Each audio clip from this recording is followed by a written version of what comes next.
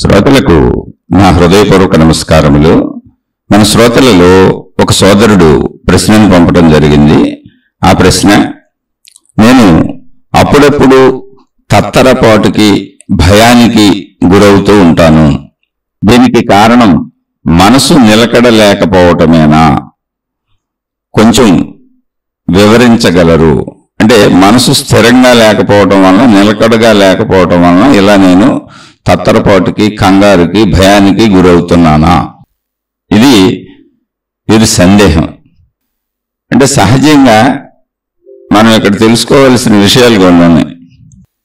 మనిషికి ఉండేటువంటి భావోద్వేగాలు అంటే భావరూపంలో శరీరంతో ప్రకటించేటువంటి విషయాలు ఏమున్నాయో అవి మొత్తం మనుషులందరికీ ఏదో ఒక సందర్భంలో వస్తూనే ఉంటాయి. ముందే విషయం గ్రహించాలి.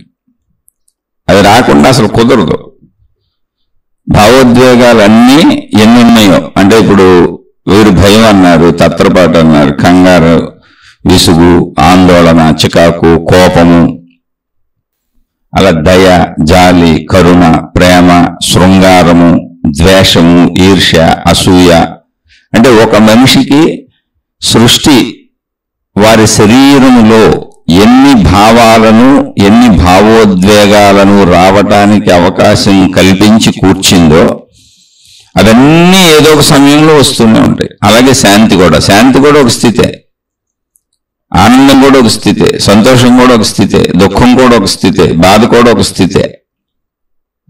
ఇవన్నీ భావోద్వేగములు. అంటే భావములు మనలోంచి బయటికి వ్యక్తీకరించబడినప్పుడు ఉద్వేగంగా మనం వాటిని వ్యక్తీకరిస్తాం.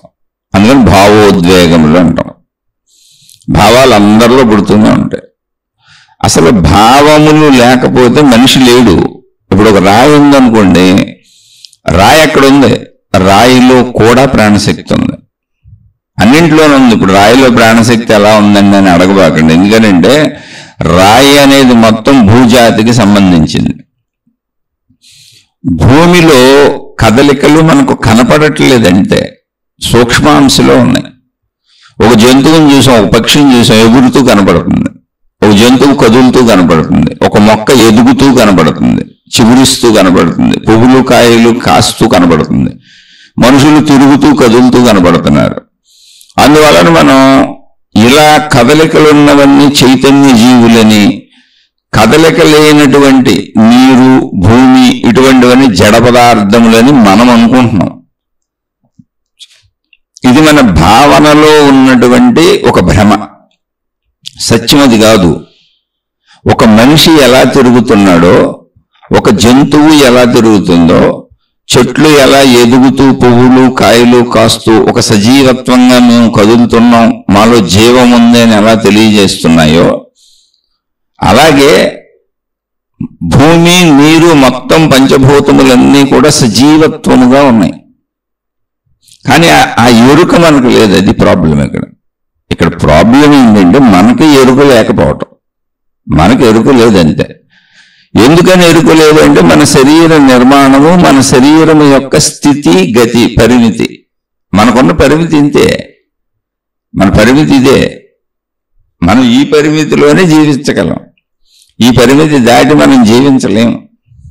మన పరిమితి ఇది.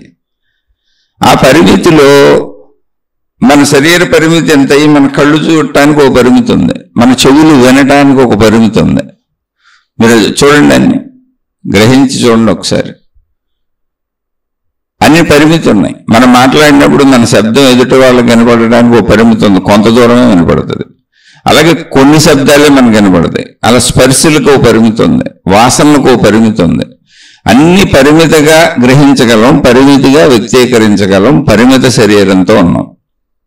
సృష్టి అనంతంగా అపరిమితంగా ఉంది. అంటే అర్థం ఏంటి అంటే, నేను తెలుసుకుంటానికి నా వల్ల కానంత, నా వీలు కానంత, నేను ఊహించలేనంత, నేను గ్రహించలేనంత, నేను గమనించలేనంత ఉంది. నేను ఎప్పటికీ తెలుసుకోలేను. ఈ విషయం తెలుసుకుంటే చాలు. నాకు తెలుసు అన్న చోట అహంకారం మొదలవుద్ది. అది ప్రాబ్లం. లేదా నాకు తెలిసిందే మొత్తం ప్రపంచం అనుకున్న అహంకారం మొదలవుద్ది. అదే అజ్ఞానం. అంటే అహంకారము, అజ్ఞానం ఇవన్నీ అసత్యం అంతే.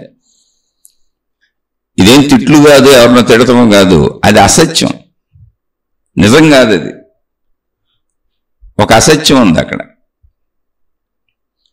అందుకని సత్యం ఏంటి అనేది ముందు తెలుసుకోవాలి. నేనెంత, అసలు ఈ సృష్టిలో నేనెంత, ఇదిగో నేను మనిషి అని నేను.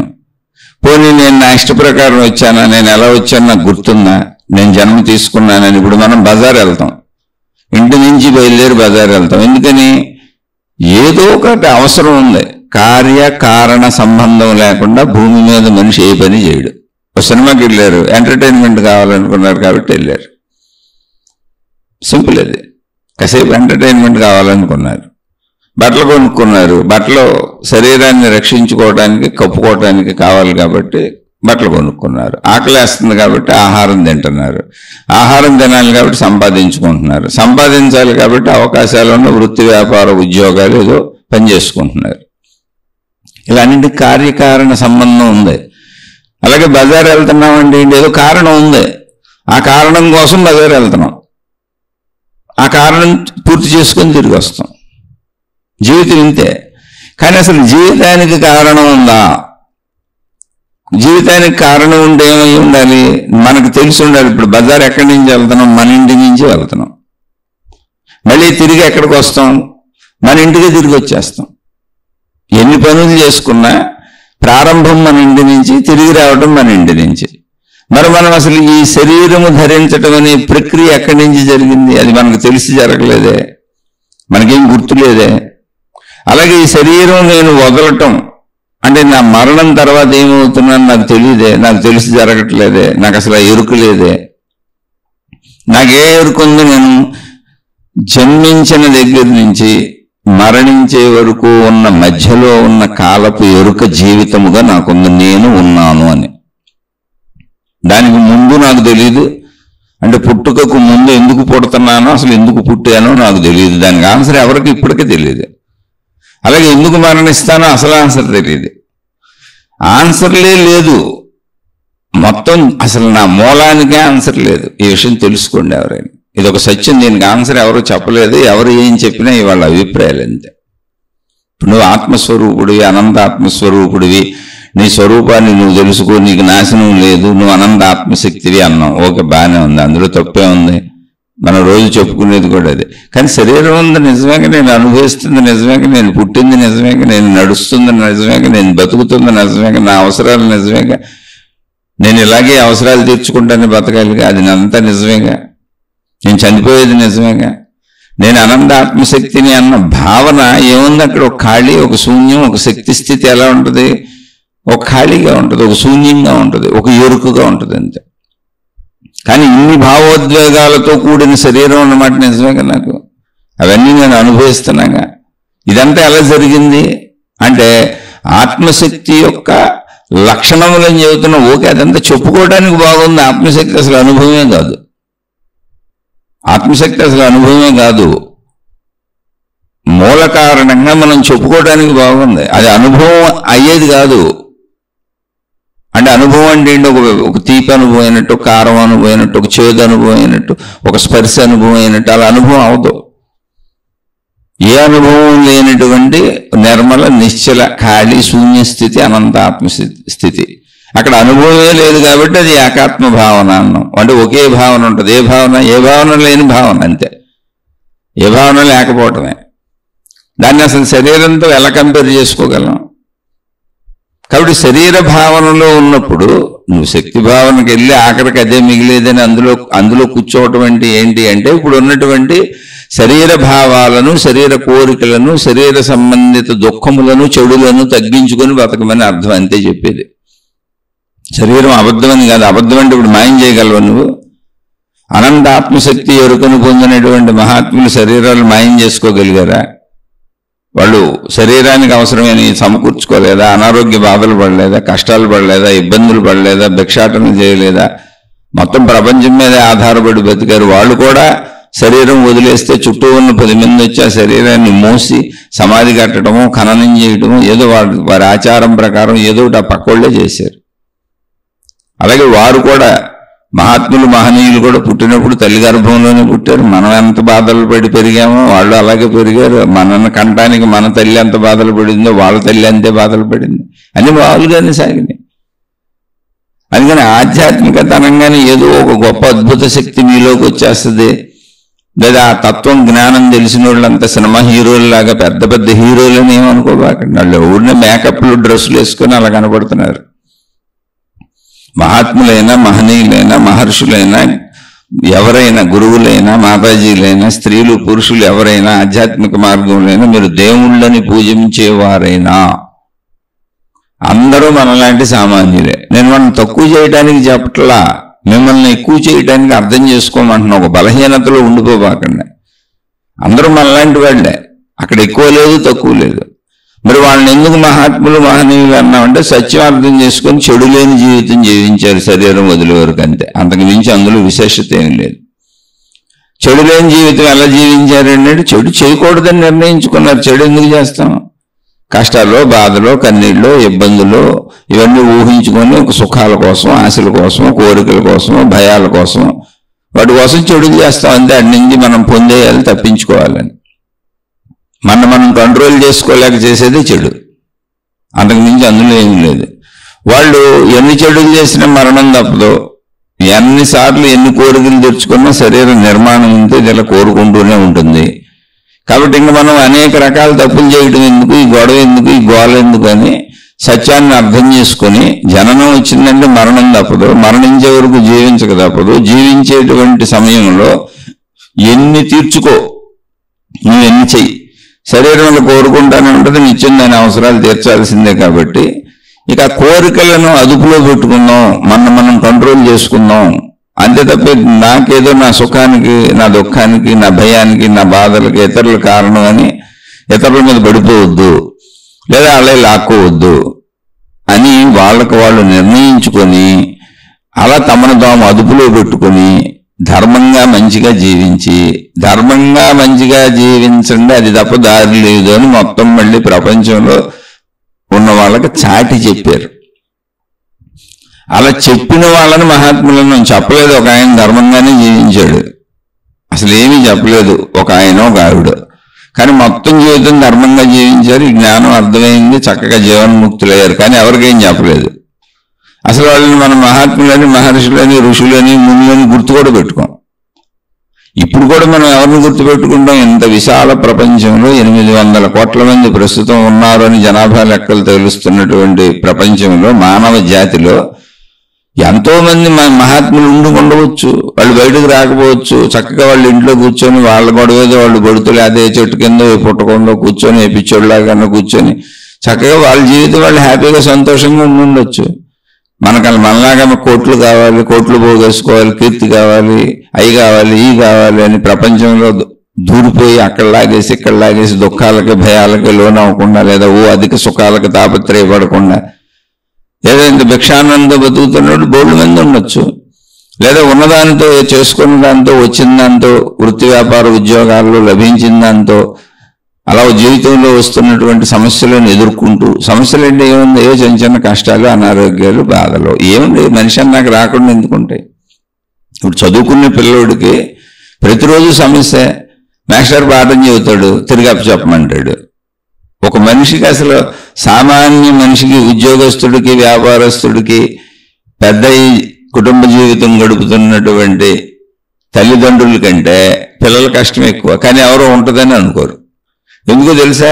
తల్లిదండ్రులుగా మీకు మెచ్యూరిటీ వచ్చింది, మళ్ళీ మీకు అనుభవించడానికి శృంగార సుఖం ఒకటి ఉంది, ఎక్స్ట్రా బోనస్ సుఖం, అది శరీరంలోనే ఉంది. మీకు మీ ఇష్టమే సాగుతుంది, ఎందుకంటే మీరు మీ కుటుంబానికి మీరే పెద్దలు కాబట్టి మీకు నాలెడ్జ్ సంపూర్ణంగా వచ్చేసింది, జ్ఞానం సంపూర్ణంగా పెరిగింది, మంచి యవ్వనంలోకి వచ్చారు, శరీరం చక్కగా పెరుగుదలలోకి వచ్చేసింది, ప్రాపంచిక విషయాలన్నీ తెలుసుకున్నారు, జీవిత భాగస్వామి అన్నారు, చక్కగా శారీరక కోరికలు తీర్చుకుంటారు, వృత్తి వ్యాపార ఉద్యోగాలు లేదా ధన సంపాదన చేసుకుంటారు, మీకు ఆ ప్రజ్ఞ ఉంది, అన్నీ తెలుసు.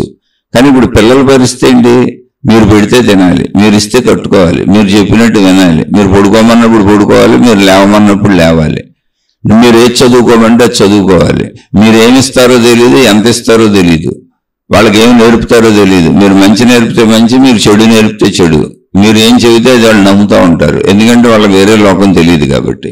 ఇవన్నీ ఒక ఎత్తు అయ్యి ఇప్పుడు నేను ఏం చేస్తే మా నాన్నకు కోపం వస్తుందో మా అమ్మకు కోపం వస్తుందో, వాళ్ళు ఏమనుకుంటారు, ఏం చేస్తారు, వాళ్ళకి నిరంతరం లోపలక ఆదుర్ద ఆవేదన. అంటే మీరు ప్రేమించినా సరే, మీరు బాగా చూసినా సరే, ఎందుకని అసహాయతలో ఇంకోళ్ళ మీద ఆధారపడిన ప్రతి వాళ్ళకి అదే ఉంటుంది.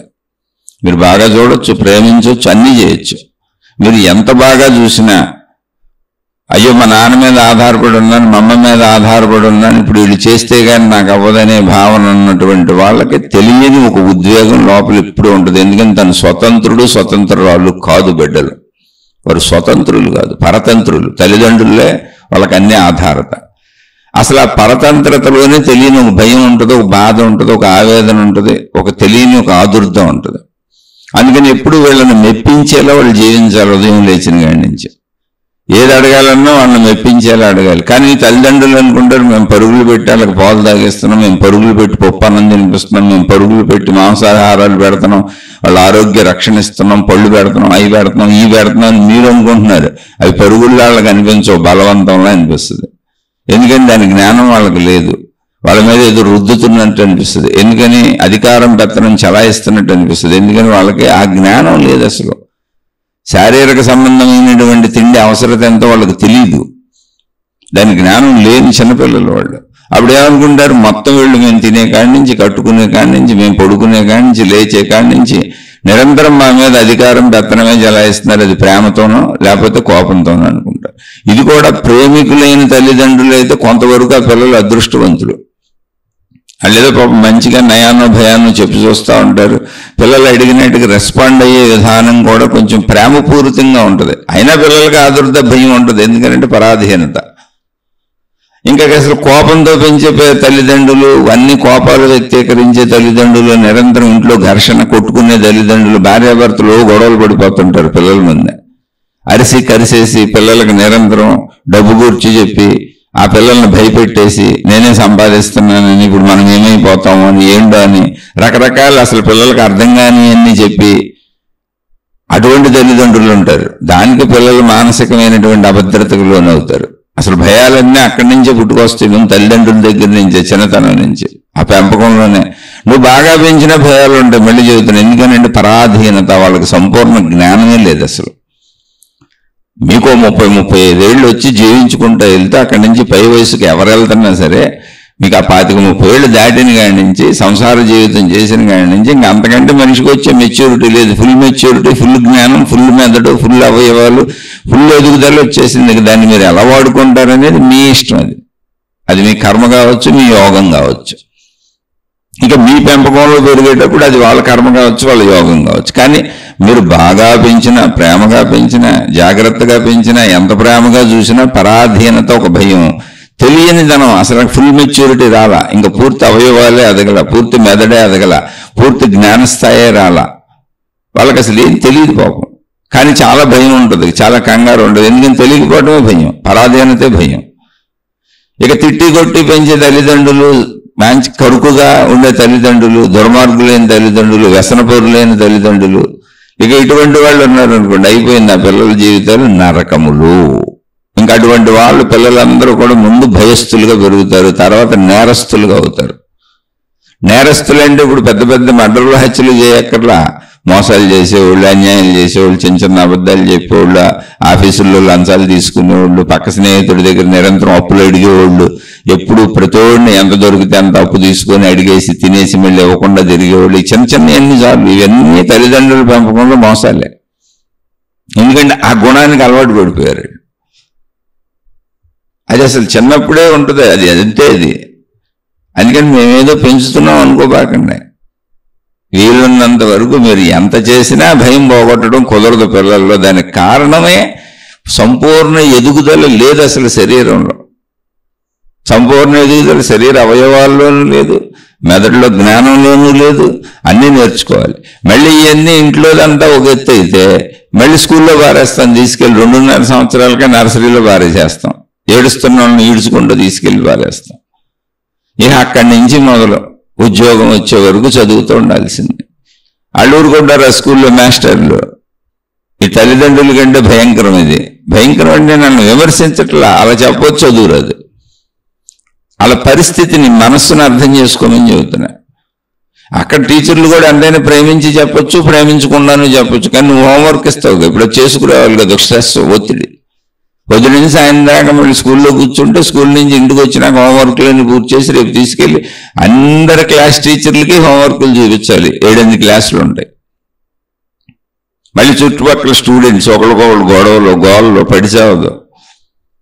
మనుషులు అలాగే ఉంటాంగా, ఒక ఎదిగిన వయస్సు. మీరు అనుకుంటున్నారు మనకంటే ఎక్కువ ఆందోళన, భయం, మనకంటే ఎక్కువ ఇబ్బంది, కష్టం చిన్నపిల్లలకే ఉంటుంది. మీరు డబ్బు సంపాదన కష్టం అనుకుంటున్నారు, చాలా తేలికైన పని డబ్బు సంపాదన. ఎందుకో తెలుసా, డబ్బు సంపాదించేవాడికి అది తన చేతిలో ఉంది కనుక ఆధిపత్యం ఉంటుంది. అక్కడ వాడికి ధీమా ఉంటుంది, వాడికి లోపల తెలుస్తూ ఉంటుంది. కాకపోతే నా వాళ్ళు, నా కుటుంబం, వీళ్ళందరినీ చూసుకోవాలనుకుంటూ ఉంటాడు. కానీ అసలు అది ఏమీ తెలియనోడు మానసిక స్థితి ఏంటో చూడండి. ఇప్పుడు ఏమీ తెలియని పిల్లలు డబ్బు సంపాదించడం ఏంటో తెలియదు, అది సంపాదించే వచ్చే ఎంత కష్టపడాలో తెలియదు, ఆ వచ్చిన దాన్ని ఎలా ఖర్చు పెడుతున్నారు ఇంట్లో వాళ్ళు తెలియదు. అటు వెళ్తే స్కూల్లో వాళ్ళు, ఇటు వెళ్తే ఇంటి దగ్గర వీళ్ళు. మార్కులు రాకపోతేనేమో మళ్ళీ వీళ్ళు ఊరుకోరు. ఎన్ని మార్కులు ఎక్కువ వచ్చినా సంతృప్తి ఉండదు, తక్కువ వస్తే ఊరుకోరు. ఇటువంటి అభద్రతల మధ్య ఇంకోటి ఏంటి, సహజంగానే తెలిసి తెలియనటువంటి వయస్సు, మరి సంపూర్ణ జ్ఞానం లేదు. అసలు ఎందుకు చదువుకోవాలో కూడా తెలియదు, ఎందుకు స్కూల్కి వెళ్ళాలో కూడా తెలియదు, ఎందుకు ఇదే తినమంటున్నారో తెలియదు, ఎందుకు ఇదే తినాలో తెలియదు, నాకు ఇష్టం వచ్చింది ఎందుకు తినకూడదో తెలియదు. అసలు అనారోగ్యం వస్తే అనారోగ్యం అంటే ఏంటో తెలియదు, నాకు అది ఎందుకు వచ్చిందో తెలియదు, నన్ను ఎందుకు ఆడుకోవద్దు అంటున్నారో తెలియదు, ఎందుకు ఈ మందులు మింగాలో తెలియదు, ఎందుకు నేను తినాలనుకున్నాయి అప్పుడు తినకూడదో తెలియదు. వాళ్ళకి ఎలా ఉంటుంది చూడండి లోపల. అసలు తెలియదు అన్న ప్రతి అంశంలోంచి పెరుగుతున్న పిల్లల పరిస్థితిని అసలు తల్లిదండ్రులు ఊహించలేరు ఎప్పటికి. నిజమైనటువంటి బాధ, భయం అవన్నీ వాళ్ళకుంటాయి. కాకపోతే అది ఒక పసి వయస్సు కదా, ఏమాత్రం కొంచెం అవకాశం దొరికినా ఆదమరిచిపోయి ఆడుకుంటారు తన తోటి వాళ్ళు దొరికితే. అది కూడా తన తోటి వాళ్ళు దొరికితే. ఇప్పుడు ఏంటి అసలు ఆడుకుంటారే లేవు, స్కూల్లో ప్లే గ్రౌండ్లో తల్లిదండ్రులు ఆటలకు పంపరు. ఇక రాత్రి పడుకునే వరకు చదువులు. ఉదయం లేచిన కానీ చదువులు, రాత్రి పడుకునే వరకు చదువులు. ఇక అలా పెరిగినటువంటి వాళ్ళు సైకలాజికల్ పేషెంట్లు ఏమవుతారు. అందులో కొంచెం తల్లిదండ్రులు మంచోళ్ళు అయ్యాలని ఒత్తిడి చేయకుండా, స్ట్రెస్ పెట్టకుండా, వాళ్ళని ఇబ్బంది పెట్టకుండా వాళ్ళకి సహకరిస్తూ పెంచిన పిల్లలకైనా సరే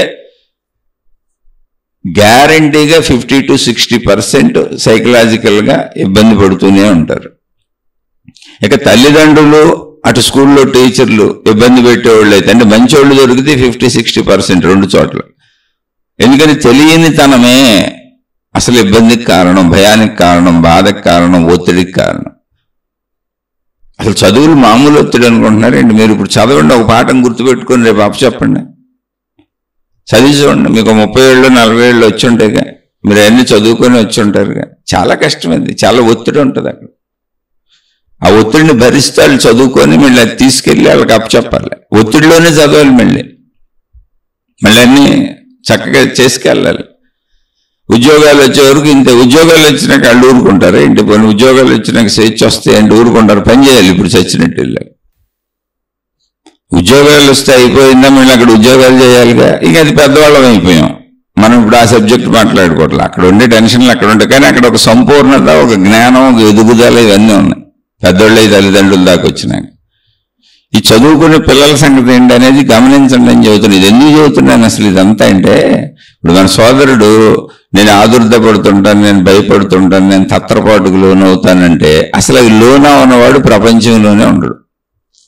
మీరు దైవావతారులుగా పూజించిన వాళ్ళ చరిత్రలు గమనిస్తే మీరు వాళ్ళేం సినిమా హీరోల్లో ఉండరు. సినిమా హీరోలు 1 నిమిషం యాక్ట్ చేస్తారు అంతే, ఒక్కొక్క టేక్ 1 నిమిషం కూడా ఉండదో ఒక్కోసారి. వాళ్ళకి ఆ డ్రెస్సులు ఎవరు వేస్తారు, తలపైన విగ్గులు ఎవరో పెడతారు, వాళ్ళకి మేకప్లు ఎవరో చేస్తారు. విడిగా వాళ్ళని చూడండి ఎలా ఉంటారు. అసలు మనకంటే అన్యాయంగా ఉంటారు. మేకప్లు లేకుండా, డ్రెస్సులు లేకుండా ఆ రోడ్ల మీద తిరుగుతున్నప్పుడు చూడండి మీరు, మనకంటే చాలా అన్యాయంగా ఉంటారు వాళ్ళు, చాలా దారుణంగా ఉంటారు. మనమే బాగుంటాం, ఇంకా మనం 4 పనులు చేసుకోగలం కూడా. కొంచెం శారీరక శక్తి ఉంటుంది, మానసిక శక్తి ఉంటుంది. వాళ్ళకి అవి కూడా ఉండవు. అంటే నేను అంత తక్కువ చేయట్లా, అందులో ఫిట్నెస్ పెంచుకొని మంచిగా ఉండేవాళ్ళు ఉంటారు.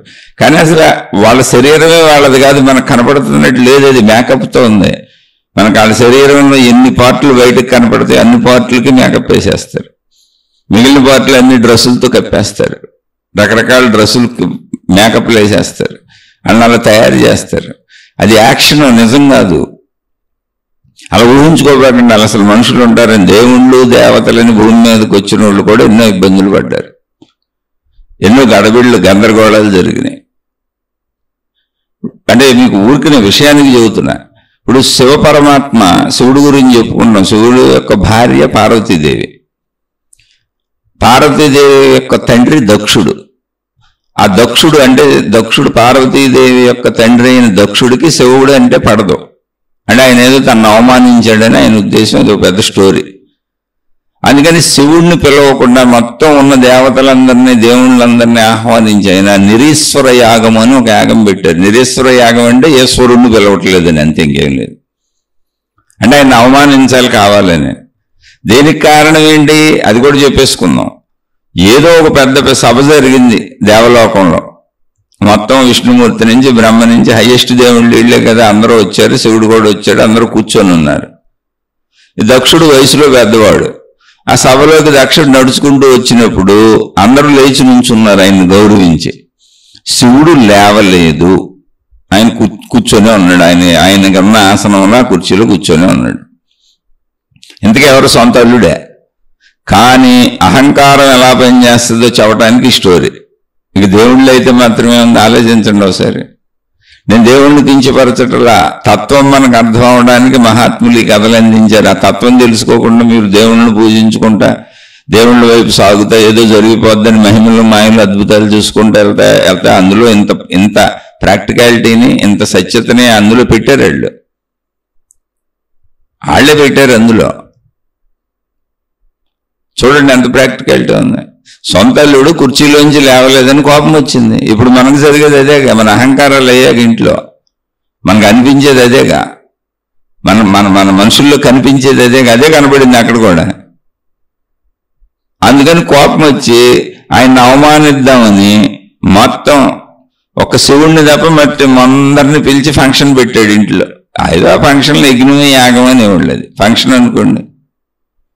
మొత్తం దేవతలందరూ వెళ్ళిపోతున్నారు, మొత్తం అన్ని లోకాల వాళ్ళు వెళ్ళిపోతున్నారు. ఆ దక్షుడైన ఆయన కూడా కొంచెం పెద్ద ఆయన, అందులో శివుడు మామగారు కదా అసలు. అయితే శివుడికి ఈ విషయం తెలుసు. ఇలా యజ్ఞం పెట్టాడు, యాగం పెట్టాడు, నన్ను పిలవలేదు, కావాలని పెట్టాడు, ఆయన కోపం వచ్చిందని కూడా తెలుసు, అన్నీ తెలుసు ఆయన. అయితే శివుడు ఎందుకు లేవలేదు అన్నదానికి శివుడు కారణం చెప్పాడు. ఆయన, అయ్యా నేను అసలు ఆయన్ని చూడలేదు, నేను దేహభ్రాంతిలో లేను, నేను అనంత ఆత్మశక్తి భావనలో లీనమైపోయి ఉన్నాను, ఏకత్వ భావనలో ఉన్నాను.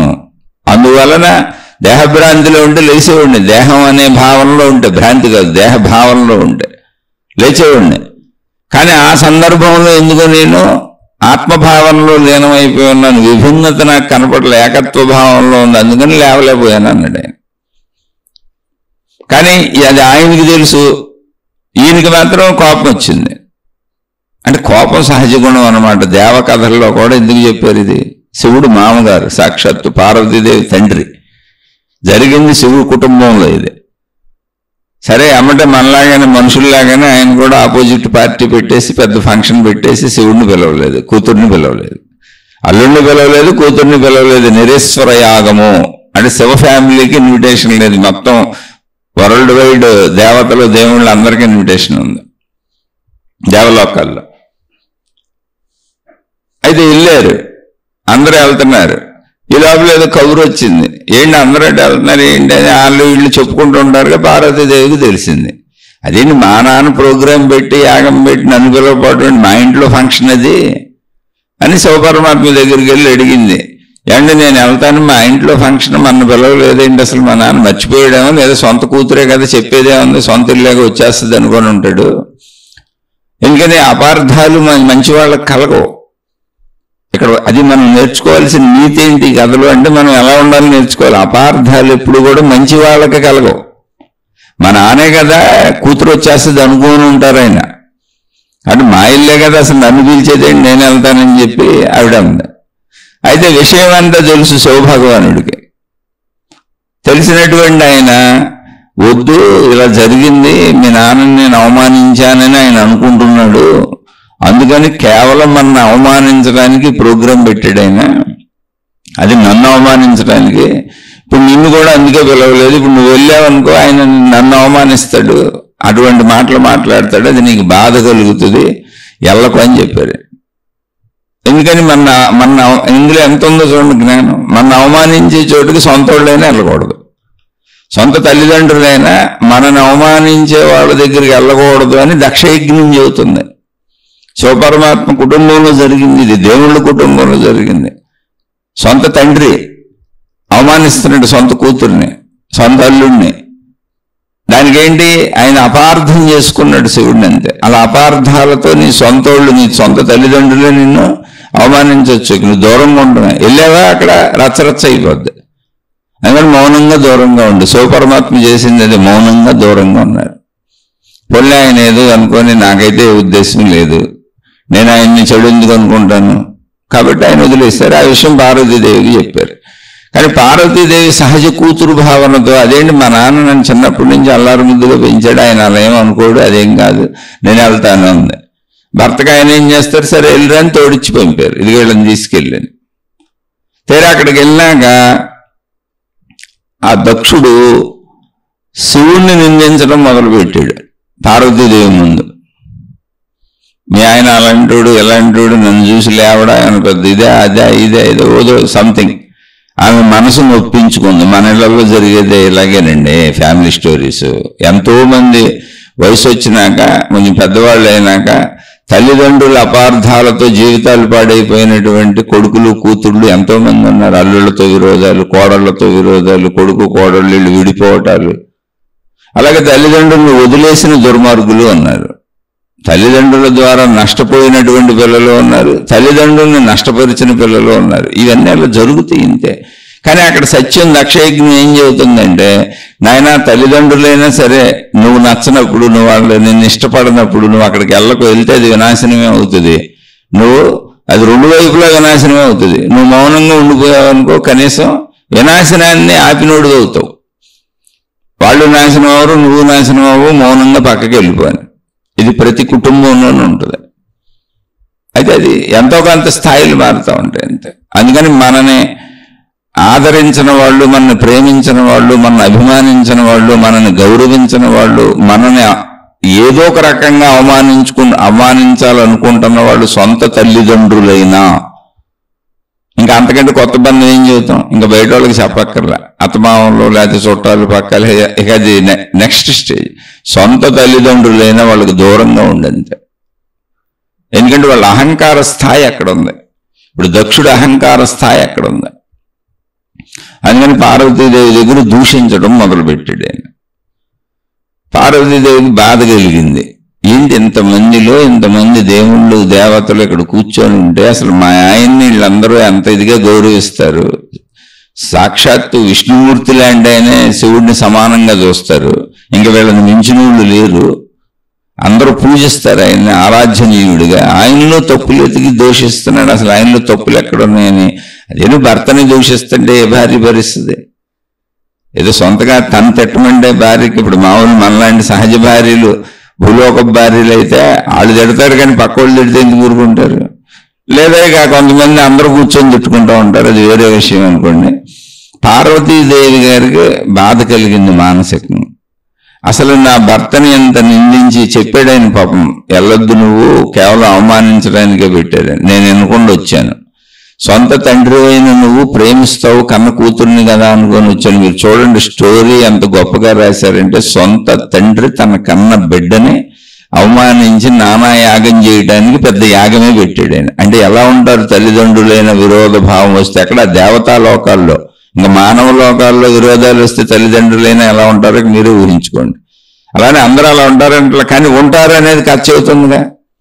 ఉంటారు, ఉన్నారు, జరిగింది అని ఖర్చు అవుతుందిగా. జరిగిన స్టోరీ చెప్పబడుతుంది. అందుకని విధ్వంసాలు సృష్టించకూడదు అనుకున్న వాళ్ళు మౌనంగా ఉండాలి. మీరు పిల్లలైతే ఒకవేళ మీ తల్లిదండ్రులు అలా చేస్తుంటే. కాదు, ఒకవేళ మీ పిల్లలు అలా చేస్తుంటే మీరు తల్లిదండ్రులు అయితే మౌనంగా దూరంగా ఉండండి. ఏ బంధమైనా అంతే. నిన్ను గౌరవించిన చోట, నిన్ను ప్రేమించిన చోట, నిన్ను అభిమానించిన చోట, నీకు విలువ ఇవ్వని చోట, నిన్ను అవమానించే చోట అసలు నువ్వు ఉండకో. సింపుల్. అక్కడికి వెళ్ళకో. వాళ్ళు ఎంత ఆడంబరాలైనా చేసుకొని నువ్వు వెళ్ళకో.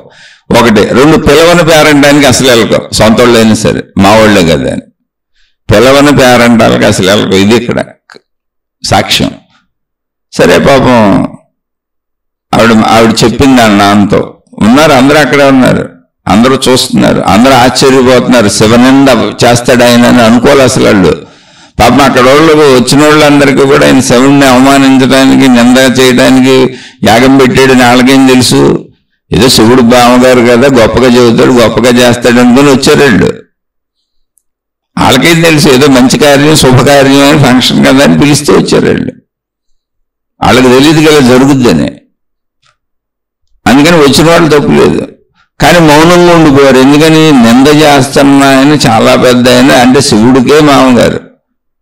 ఇప్పుడు ఎవరు ఆయన ఆపుతారు, ఎవరు ఆయన చెబుతారు? అది కుటుంబ సమస్య, కుటుంబంలో జరుగుతుంది. అది కుటుంబ సమస్యలు ఎవరు వెళ్ళి పెడతారు? అందుకని వెళ్ళకుండా ఉండిపోయారు అందరూ. కానీ పాపం అందరూ అపచారం అనుకుంటున్నారు. ఇదేంటి శివనింద చేస్తున్నాడు, శివుడిని ఎలా అంటున్నాడు? అసలు శివుడు అంటేనే నిరాడంబరుడు కదా, ఆయన మించినోడు లేడు కదా. ఇక పార్వతీదేవి, నాన్న చాలు నువ్వు చేసిన అవమానం, ఇన్ని విన్నాక, ఇంత భరించినాక, నా భర్త వద్దన్నా కూడా చెప్పి వెళ్ళకన్నా పుట్టింటి మీద మమకారంతో మా నాన్న అని వచ్చాను. ఇక నేను ఈ శరీరంతో ఉండటం తగదు. ఇన్ని విన్నాక, అంటే నా భర్త గురించి ఇన్ని నిందలు విన్నాక, శివనింద విన్నాక నేను ఇంకా ఉండను అని చెప్పి అక్కడ ఉన్న హోమగుండంలో అగ్నిలోకి వెళ్ళి అగ్నిలోకినే కాల్చుకొని ఆవిడే చనిపోయారు, శరీరాన్ని వదిలేశారు. అది దేహత్యాగం చేశారు. అంటే దేవుళ్ళని, దేవతల్ని మనుషుల్లాగా చనిపోయారు అనకూడదు. ఎందుకంటే వాళ్ళు అనంత ఆత్మశక్తిగా ఎప్పుడు స్థిరంగానే ఉంటారు, శక్తి స్వరూపులు. మనం కూడా ఉంటాం, కాకపోతే మనకు తెలియదుగా మనం శక్తి స్వరూపులు అని. ఆ శరీరాన్ని విసర్జించేశారు. అంటే దేహత్యాగం జరిగిపోయింది. చూడండి ఎంత జరిగిందో. సొంత తండ్రి ఎంతకైనా తెగిస్తారండి. కీర్తికాంక్ష చాలా ప్రమాదకరం. మీరు ఎప్పుడు గుర్తుపెట్టుకోండి, మీ తల్లి అయినా, మీ తండ్రి అయినా, మీ భార్య అయినా, మీ భర్త అయినా, మీ అన్నైనా, మీ తమ్ముడైనా, మీ యజమాని అయినా, మీ సహోద్యోగి అయినా, మీ మిత్రుడైనా, మీకు ఏ సంబంధ బాంధవ్యం మీతో ఉన్నోడైనా కీర్తికాంక్ష ఉన్నోడు జోలికి వెళ్ళారా, వాడు ఏదో ఒక రోజు మిమ్మల్ని దెబ్బ కొట్టేస్తాడు. కీర్తికాంక్ష మహాభయంకరమైంది. అది ఏ బంధంలోనైనా. తమ సొంత కీర్తి కోసం భార్యలు భర్తల గురించి చెబుతూ ఉంటారు. మా ఆయన్ని భరించలేక చచ్చిపోతున్నాను, ఇటు చేస్తాడు, అటు చేస్తాడు. భార్యల గురించి భర్తలు చెబుతారు. అది కీర్తి కోసమే చెబుతారు, గుర్తింపు కోసమే చెబుతారు. కానీ సహజంగా చెప్పినట్టు ఉంటాయి అవన్నీ. ఎప్పుడు అందరూ మాట్లాడుకునేది ఇదే. నా పిల్లల్ని నేనే భరిస్తున్నాను, పెంచేస్తున్నాను, చచ్చిపోతున్నాను వెళ్తా అంటూ ఉంటాడు తండ్రి. అంతే తప్ప వాళ్ళని కంటానికి తెగ సుఖపడిపోయాం మేము ఇద్దరం అని చెప్పరు తల్లిదండ్రులు. పెంచడానికి ఎంత కష్టపడ్డామని చెబుతారు, వాళ్ళని కంటానికి ఎంత సుఖపడ్డామని చెప్పరు. అసలు వాళ్ళని కనమని అడిగారు ఎవరన్నా? ఎవరు అడిగారు? నాకు ఉన్నారు పిల్లలు, నేను పిల్లల్ని ఉంచుకొని కనే మాట్లాడుతున్నా. ధర్మంగా మాట్లాడుకోవాలి. నీ సుఖం కోసం వాళ్ళని కన్నా వాళ్ళు నిన్ను అసలు అడగలా. కాదు, ఒకవేళ పిల్లలు కావాలని కానీ ఉంటే, నీకు పిల్లలు కావాలి పెంచుకోవాలని ఒక మమకారం ఉంది. బొచ్చు కుక్క పిల్లల్ని పెంచుకుంటుంటారు చాలా మంది తెచ్చుకొని. కుక్క పిల్లల్ని, ఇంకా బాగా డబ్బులు ఉన్నోళ్ళని, ఉడతల్ని, గిడతల్ని, చిలకల్ని, పిలకల్ని, ఎలకల్ని పెంచుకుంటూనే ఉంటారు. అలా ఏదో మమకారంతో కన్నా. అంతే తప్ప నిన్నెవడే అడిగాడు నన్ను కను పెంచని? అసలు ఈ భూమి మీదకి రావటం, ఈ శరీరం ధరించడం ఒక నరకం. ఎన్ని ఫెసిలిటీస్ ఉన్నా ఆకలి, దప్పులు, అనారోగ్యాలు, బాధలు, చావు భయం, చావక తప్పదు, వృద్ధాప్యం తప్పదు. ఇవన్నీ పడాల్సిందేగా ఈ శీతోష్ణాది పరిస్థితులు. ఇక్కడ శరీరంతో ఉండడమే నరకం. మళ్ళీ ఇందులో కొత్తగా ఏముంది ఇంకా? అంటే అదేదో క్రెడిట్ గొప్పగా తల్లిదండ్రులు పెంచామని అనుకోవాకండి. మీ సుఖం కోసం కన్నారు. ఒకవేళ పెంచుతున్నాము అని మీరు అనుకోని ఉంటే, పిల్లలు కావాలని మేము కన్నాము అనుకోని ఉంటే, అది కూడా మీ ఆనందం. బొచ్చుకోకోవాలని పిల్లల్ని పెంచుకుంటున్న వాళ్ళకి ఆనందం, మీది అది ఆనందం అంతే. అదొక సునకానందం అంతే. మళ్ళీ చెబుతున్నా, నాకు పిల్లలు ఉన్నారు. మిమ్మల్ని ఎవరైనా అడిగి, అయ్యా మేము శరీరం ధరించాలనుకుంటున్నాము, కాబట్టి మీ ద్వారా మేము ఈ లోకంలోకి వస్తాము, మీరు మాకు కొంచెం సహాయం చేసి పెట్టండి అని ఉంటే, అప్పుడు మీరు చేస్తే, అలా మీరు పెంచుంటే మాత్రం నిజంగా అది అద్భుతమే. కాదుగా, ఎందుకంటే నాకు తెలియదట, నేను కనలా నా పిల్లల్ని. అందుకని వాళ్ళని పెంచేటప్పుడు ఎప్పుడు నేను నా మీదే నిందేసుకుంటా, అనవసరంగా ఈ లోకంలో వాళ్ళని తీసుకొచ్చాను. అదే చెబుతున్నా. నాది నిజమని మీరు నమ్మక్కర్లో ఏకీభవించక్కర్లో, మీకున్న భావాలతో మీరు సాగిపోండి. ఇప్పుడు పార్వతీదేవి శరీరం వదిలేశారు ఆవిడ. ఈ కథలో ఏంటి, పిలవని పేరంటానికి సొంతోళ్ళు అయినా వెళ్ళకూడదు. అహంకారాలు కీర్తికాంక్షను మించిన కాంక్షే లేదు. ఇంకా అది చూడండి ఎంత దూరమైనా వెళ్తుంది. ఎంత దూరం వెళ్ళిందంటే ఒక మరణానికి దారితీసింది. ఎవరు మరణం? కీర్తికాంక్షలో మరణం ఎవరో తెలిసే? సొంత తండ్రి, సొంత కూతురు. తండ్రి వల్ల కూతురు చచ్చిపోయింది, తండ్రి ఎదురుగానే, తండ్రి ఇంట్లోనే. తనను తాను కాల్ చేసుకొని ఎంత భయంకరమైన మాటలు మాట్లాడాడంటే, మామూలుగా అయితే మనం కిరోసిన్ పోసుకొని పెట్రోల్ పోసుకొని చచ్చిపోయారని చెబుతూ ఉంటాం. తనను దాన్ని కాల్చుకోవడం ఎంత బాధ అండి. సేమ్ అలాగే అక్కడ అగ్నిగుండంలో, హోమగుండంలో కాల్ చేసుకున్నారు ఆవిడ. అంటే ఆ బాధలు భరించడం కంటే కాల్చుకోవడం, శరీరం కాలటమే మేలని నిర్ణయించుకున్నారు. అంత మాటలు మాట్లాడాడు ఆయన. అంత హృదయ వేదన కలిగింది. ఎవరు కలిగించింది? సొంత తండ్రే. కీర్తికాంక్ష అండి, ఏమీ లేదు, సింపుల్. శివుడు లేచి నిలబడలేదు అన్న ఒక్క భావన అంతే. నా మాట లేదంటే ఎంతైనా చేసేస్తారు ఎవరైనా. నన్ను గౌరవించలేదంటే ఎంతైనా చేసేస్తారు సొంత తండ్రులు. అది కథ సాక్ష్యం. అందరూ ఇలా ఉంటారని నేను ఎప్పుడూ చూడట్లేదు, కానీ ఇలాంటి భయంకర మనస్తత్వం ఉన్నోళ్ళు కూడా ఉంటారు. సరే, ఈ విషయం వెంటనే శివభగవానుడు కబురు వెళ్ళిపోయింది. పాపం ఆయన ఎదురు చూస్తానే ఉన్నారు, అక్కడ ఏ అనర్థం జరుగుతుందో అని. తోడుగోడు ఇచ్చి పంపారుగా. వాళ్ళు వచ్చి చెప్పారు. అంటే శివుడు ఇప్పుడు ఇక తన భార్య చనిపోవడం అనే విషయాన్ని భరించలేకపోయాడు. అంటే అన్యాయం కదా అది, పైగా సొంత తండ్రి. ఇక మొత్తం అసలు ఆ సభకి ఎంతమంది వచ్చారో అంతమందిని చితక్కొట్టేశారు శివభక్తులు వచ్చి.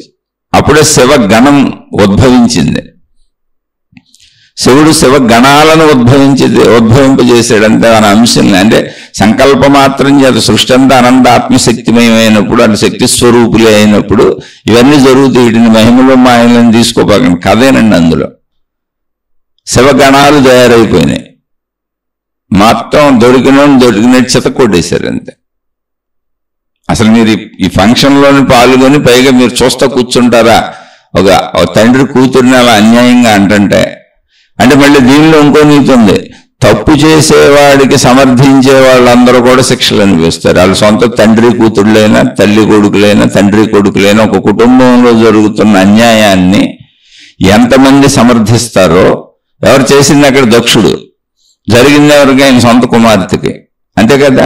అలాగే ఒక సొంత కుటుంబంలో తల్లిదండ్రులు ఎవరో చేస్తున్నటువంటి కొడుకులు అవచ్చు, కూతుళ్ళు అవచ్చు, తల్లిదండ్రులు ఎవరైనా సరే ఇతరులకు చేస్తున్న అన్యాయాన్ని ఎంతమంది సమర్థిస్తారో, దానికి సహకరిస్తారో, లేదా దాన్ని చూస్తూ మౌనంగా ఉండిపోతారో వాళ్ళందరూ కూడా కర్మఫలాన్ని అనుభవిస్తారు. అదే శివగణాలు చెతక్కొట్టేసినాయి వచ్చి.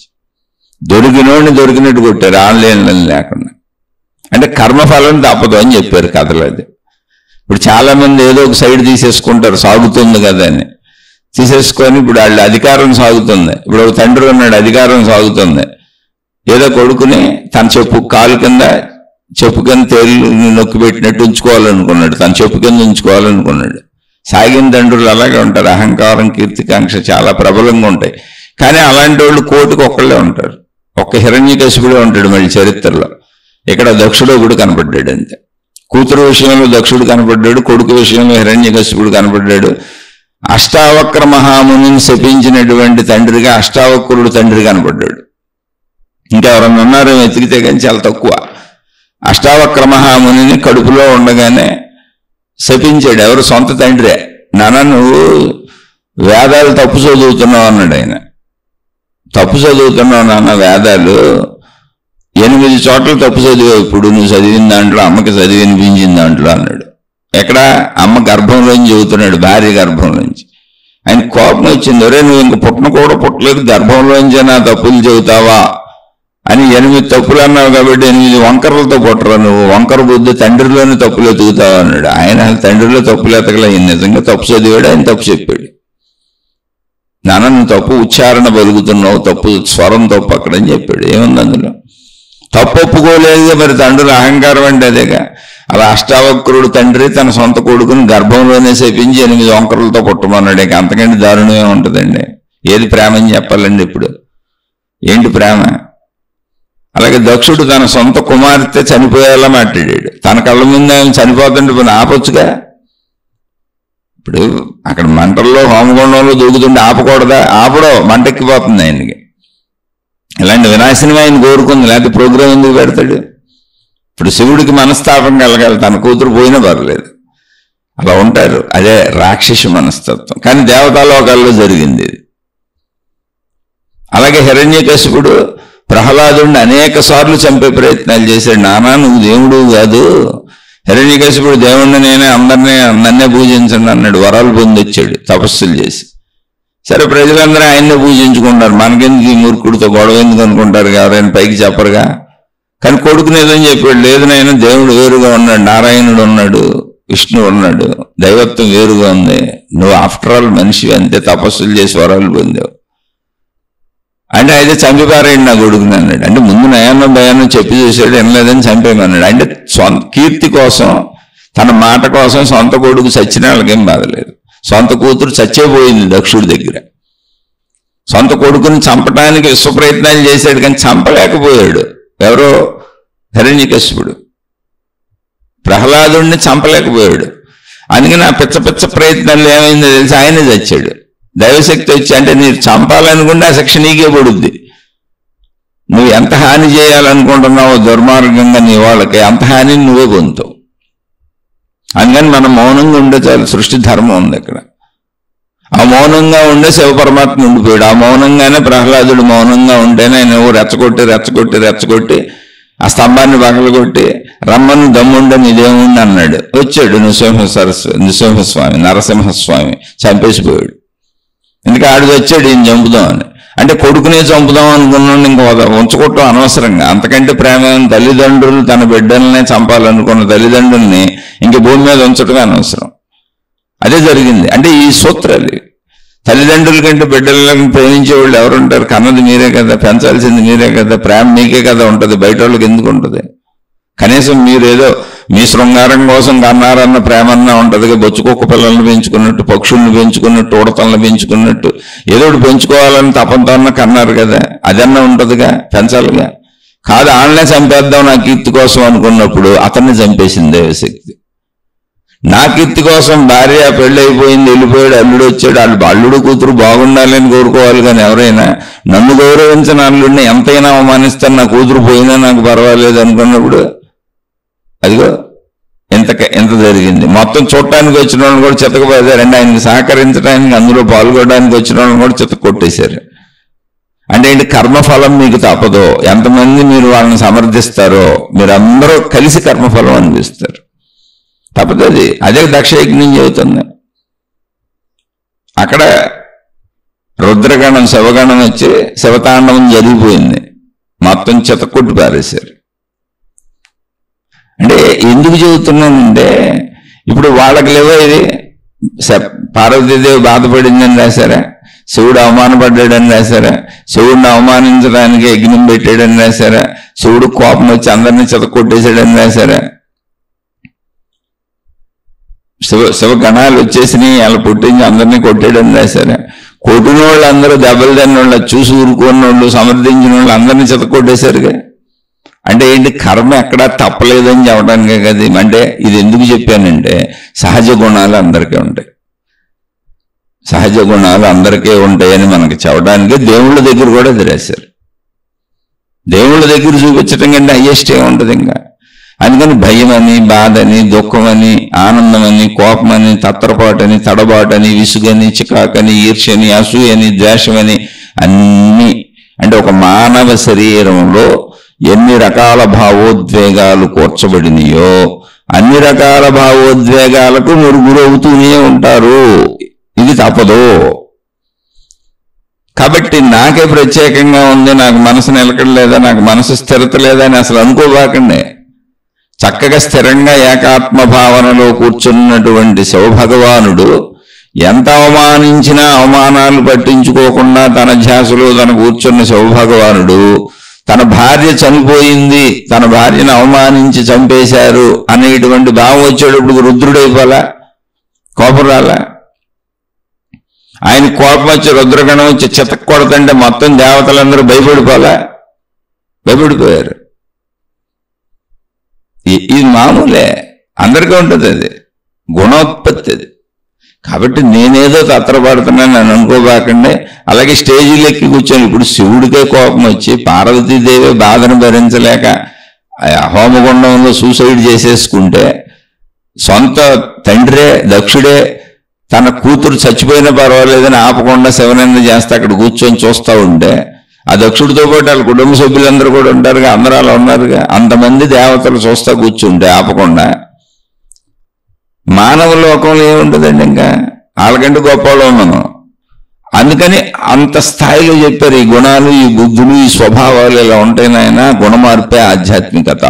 అలాంటి గుణాలు మీకు కలుగుతున్న భావోద్వేగాలు ఇతరులకు కలగవని అనుకోబాక, అందరికీ అలాగే ఉంటాయి. ఇప్పుడు శివుడి కంటే గొప్పవాళ్ళ స్టేజ్ మీద కూర్చొని ఇప్పుడు చెప్పే గురువులు మహాత్ములు, పార్వతీదేవి కంటే గొప్పవాళ్ళ ఈ స్టేజీల మీద కూర్చొని చెప్పేటువంటి గురువులు మహాత్ములు ఎలా గొప్పవాళ్ళు అవుతారు చెప్పండి? దక్షుడి కంటే గొప్పవాళ్ళు పోనీ ఇప్పుడు సామాన్య ప్రజలు ఇక్కడ ఉన్నవాళ్ళు, తిరిగేవాళ్ళు, మహాత్ములు, గురువులు, ఆయన గొప్పవాడు. కానీ ఆయనకు వచ్చే ఈర్ష్య, అసూయ ఆయనకు వచ్చింది. నన్ను గౌరవించడానే అహంకారం ఆయనకి తన్నింది. అది తంతది ఎంత డోళ్ళకైనా అని చెప్పడానికి స్టోరీ అంత. ఇప్పుడు ప్రహ్లాదుడిని చంపడానికి హిరణ్యకశిపుడికి ప్రేమ లేదని ఇంటి కొడుకు మీద చాలా ప్రేమ ఉంది. ప్రేమ వేరు, నా మాట వింటలేదు అన్నప్పుడు వస్తున్న కసి కోపం వేరు. అది ఎంత ఉందంటే, కసి కోపం ప్రేమను డామినేట్ చేసింది. ఎంత డామినేట్ చేసిందంటే నా కొడుకుని చంపేమని. ప్రేమ ఉంది, బేసిక్ ప్రేమ ఉంటుంది. ఇప్పుడు అది ఎప్పుడు నా మాట వింటే, నేను చెప్పినట్టు వింటే, నేను చెప్పినట్టు నడుచుకుంటే, నన్నే అనుసరిస్తే, నన్ను అనుసరించకపోతే నువ్వు నాశనం అయిపో, నేనే నిన్ను నాశనం చేసేస్తా, అసలు డౌట్ అక్కర్లా.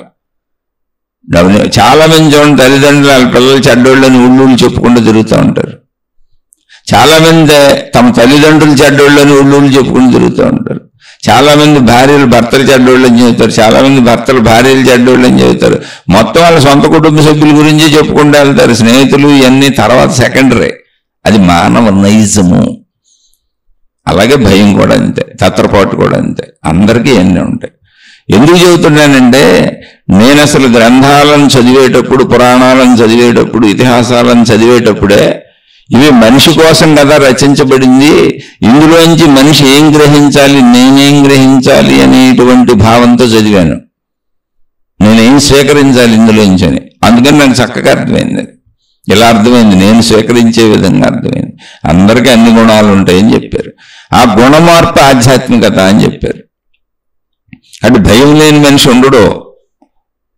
ఇప్పుడు శ్రీకృష్ణ భగవానుడు మహాభారత యుద్ధం జరిగినప్పుడు, ఇంతకుముందు కూడా అనేక శీర్షికల్లో చెప్పాను, నేను దేవుణ్ణి కదా, నాకు అన్నీ తెలుసు, ఎందుకంటే నేను అనంతాత్మస్వరూపుణ్ణని భగవద్గీత చెప్పిన ఆయన, సుదర్శన చక్రంతో ఎంతో మంది తలకాయలు లేపేసిన ఆయన, అటువంటి ఆయన అర్జునుడికి, నేను యుద్ధం చెయ్యను నేనని అన్న అర్జునుడికి బోధ చేస్తున్నప్పుడు, నువ్వు యుద్ధం చేయి గెలుస్తావని చెప్పలేనే మహిమగా. అంత ప్రాక్టికల్గానే ఉంటుంది అక్కడ. యుద్ధం చేసి ఒకళ్ళు గెలిస్తే ధర్మయుద్ధం కనుక నీ రాజ్యం నీకు వస్తుంది. ఎందుకని యుద్ధం నువ్వు కోరుకోవాలి, ధర్మయుద్ధమే. అది యుద్ధం దుర్యోధనుడు కోరుకుంటున్నాడు, మిమ్మల్ని చంపేయాలనుకుంటున్నాడు. ఎలాగైనా మీరు చేసేది ధర్మయుద్ధం, వాడిది అధర్మయుద్ధం. కానీ నువ్వు యుద్ధం మానేయటం వల్ల, ఇప్పుడు మానేయటం అంత కరెక్ట్ కాదుగా. మానేయటం వల్ల ఏంటి ఉపయోగం? అది కరెక్ట్ కాదు. కాబట్టి నువ్వు ధర్మయుద్ధం చెయ్యి, ధర్మంగా యుద్ధాన్ని అయితే చెయ్యి. నువ్వు అందులో నువ్వు గెలిస్తే చక్కగా ధర్మం గెలుస్తుంది.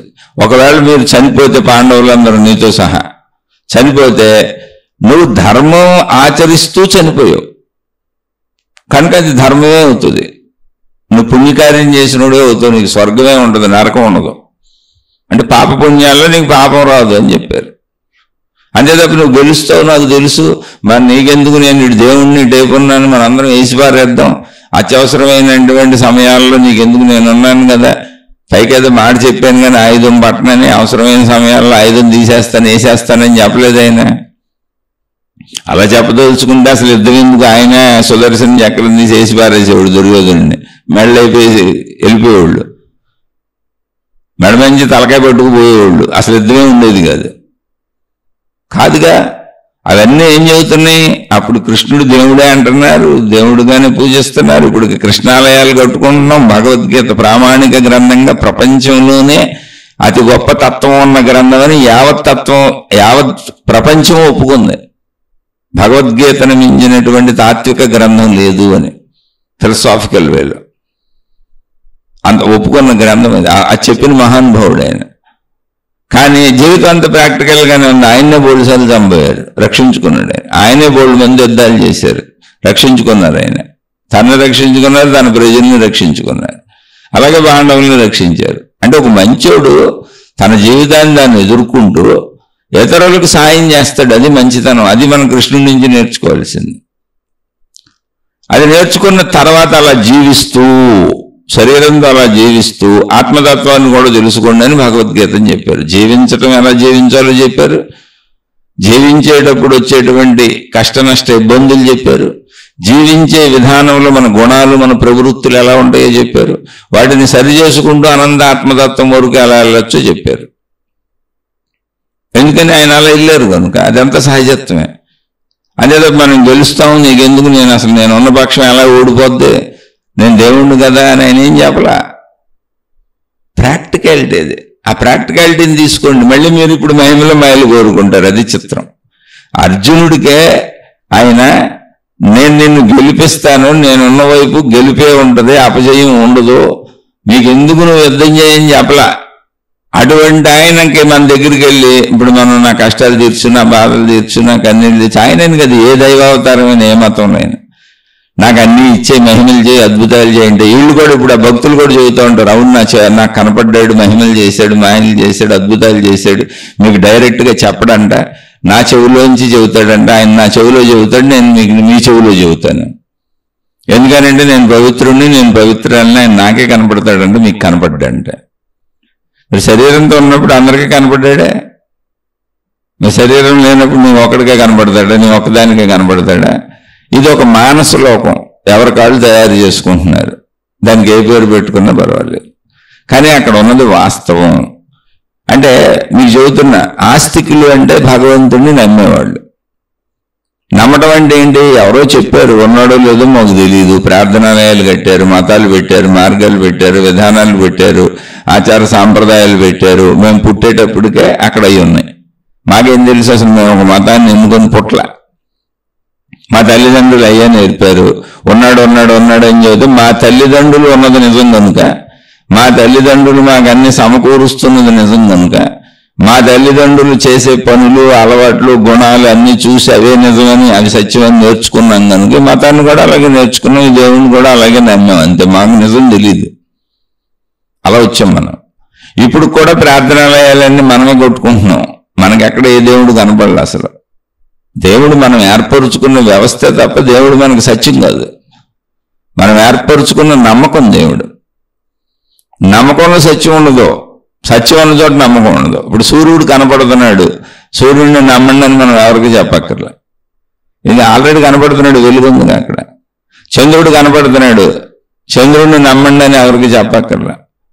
చెట్లు కనపడుతున్నాయి, చెట్లు ఉంటాయి భూమి మీద, నమ్మండి అని ఎవరికి చెప్పక్కర్లా. మనుషులు కనపడుతున్నారు, మనుషులు ఉన్నారు భూమి మీద, మానవ జాతి ఉంటుంది, నమ్మండి అని చెప్పక్కర్లా.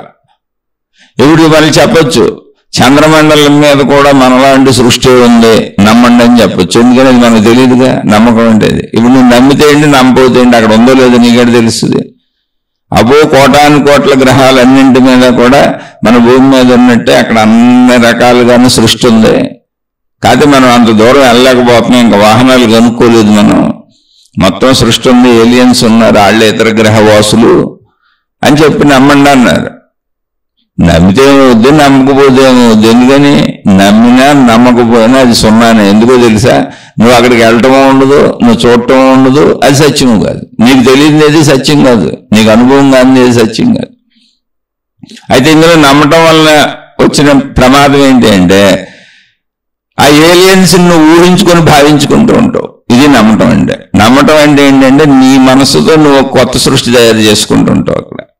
అక్కడ ఆ సృష్టి అంతా నీదే, త్రిశంకు స్వర్గం. అదే మానస లోకం, అదే మానస లోకం. అందుకని వాస్తవంగా ఆస్తికులు అంటే నమ్మేవాళ్ళు. అంటే ఏంటి, నమ్మి మేమే తయారు చేసుకుంటున్న లోకం మా మతం, మా దేవుడు, మా ఆచారం, మా సంప్రదాయం, మా విధానం, మా పద్ధతి, మా మార్గం, మా రంగు బట్టలు, మా రంగు బొట్లు, గుట్లు, కట్లు, బొట్లు, తీరు, తెన్నులు అన్ని మాయి మాయి మాయి మేమే తయారు చేసాం కనుక మాయ. మీయే, ఖచ్చితంగా ఈ మీయే, మిగిలిన వాళ్ళు కాదు. ఎందుకని అది మీరే చేసుకున్నారుగా, కాబట్టి అవన్నీ మీయే.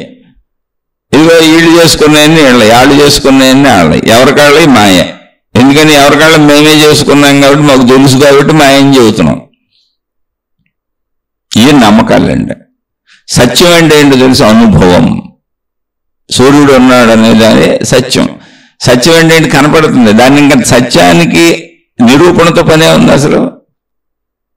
ఆ సత్య దర్శనమే ఆధ్యాత్మికత. అది ఆ సత్యము దైవము. సత్యం జ్ఞానం అనంతం బ్రహ్మ అన్నారు. సత్యమే జ్ఞానం. అది ఎంత ఉంటుంది అంటే అనంతం. సత్యస్వరూపం ఏంటంటే జ్ఞానం, మనకు అర్థమవుతున్న జ్ఞానం. అయితే నాకు అర్థమైన జ్ఞానం ఇప్పుడు సత్యమైన కాదు. పరిమిత జ్ఞానం ఎప్పుడూ సత్యం కాదు. అపరిమిత అనంత జ్ఞానం తెలియాలి నీకు. అందుకని సత్యం జ్ఞానం అనంతం. ఏ జ్ఞానం సత్యం? అనంతమైన జ్ఞానం సత్యం. అనంత జ్ఞానం తెలియాలి నీకు, అది సత్యం, అదే బ్రహ్మము. అక్కడేముంది ఇప్పుడు? సత్యమే ఉంది అంతే. అందుకే ఇప్పుడు సత్యమేవ జయతే నా అనృతం అని చెప్తారు మహాత్ములు ఋషులు. అసత్యము ఎన్నటికీ నిలబడదు, గెలవదు, దానికి శాశ్వతత్వము లేదు. నిలబడేది ఉండేది ఎప్పటికీ సత్యమేవ జయతే. జయతే అంటే వర్ధిల్లుతుంది, ఉంటుంది, ఎప్పుడు గెలుస్తుంది. ఆ చిన్న పనుల్లో విషయాల్లో అయితే గెలిచేది అదే, ఆఖరికి ఉండేది అదే, మిగిలిపోయేది అదే. అసత్యము కాసేపు ఉండి ఎగిరి వెళ్ళిపోద్ది, అది ఉండదు శాశ్వతంగా. ఇవన్నీ ఇప్పుడు మీకు ఎందుకు చెబుతున్నాను అసలే అంటే, ఆధ్యాత్మిక చదువులు అన్ని బాగాలే.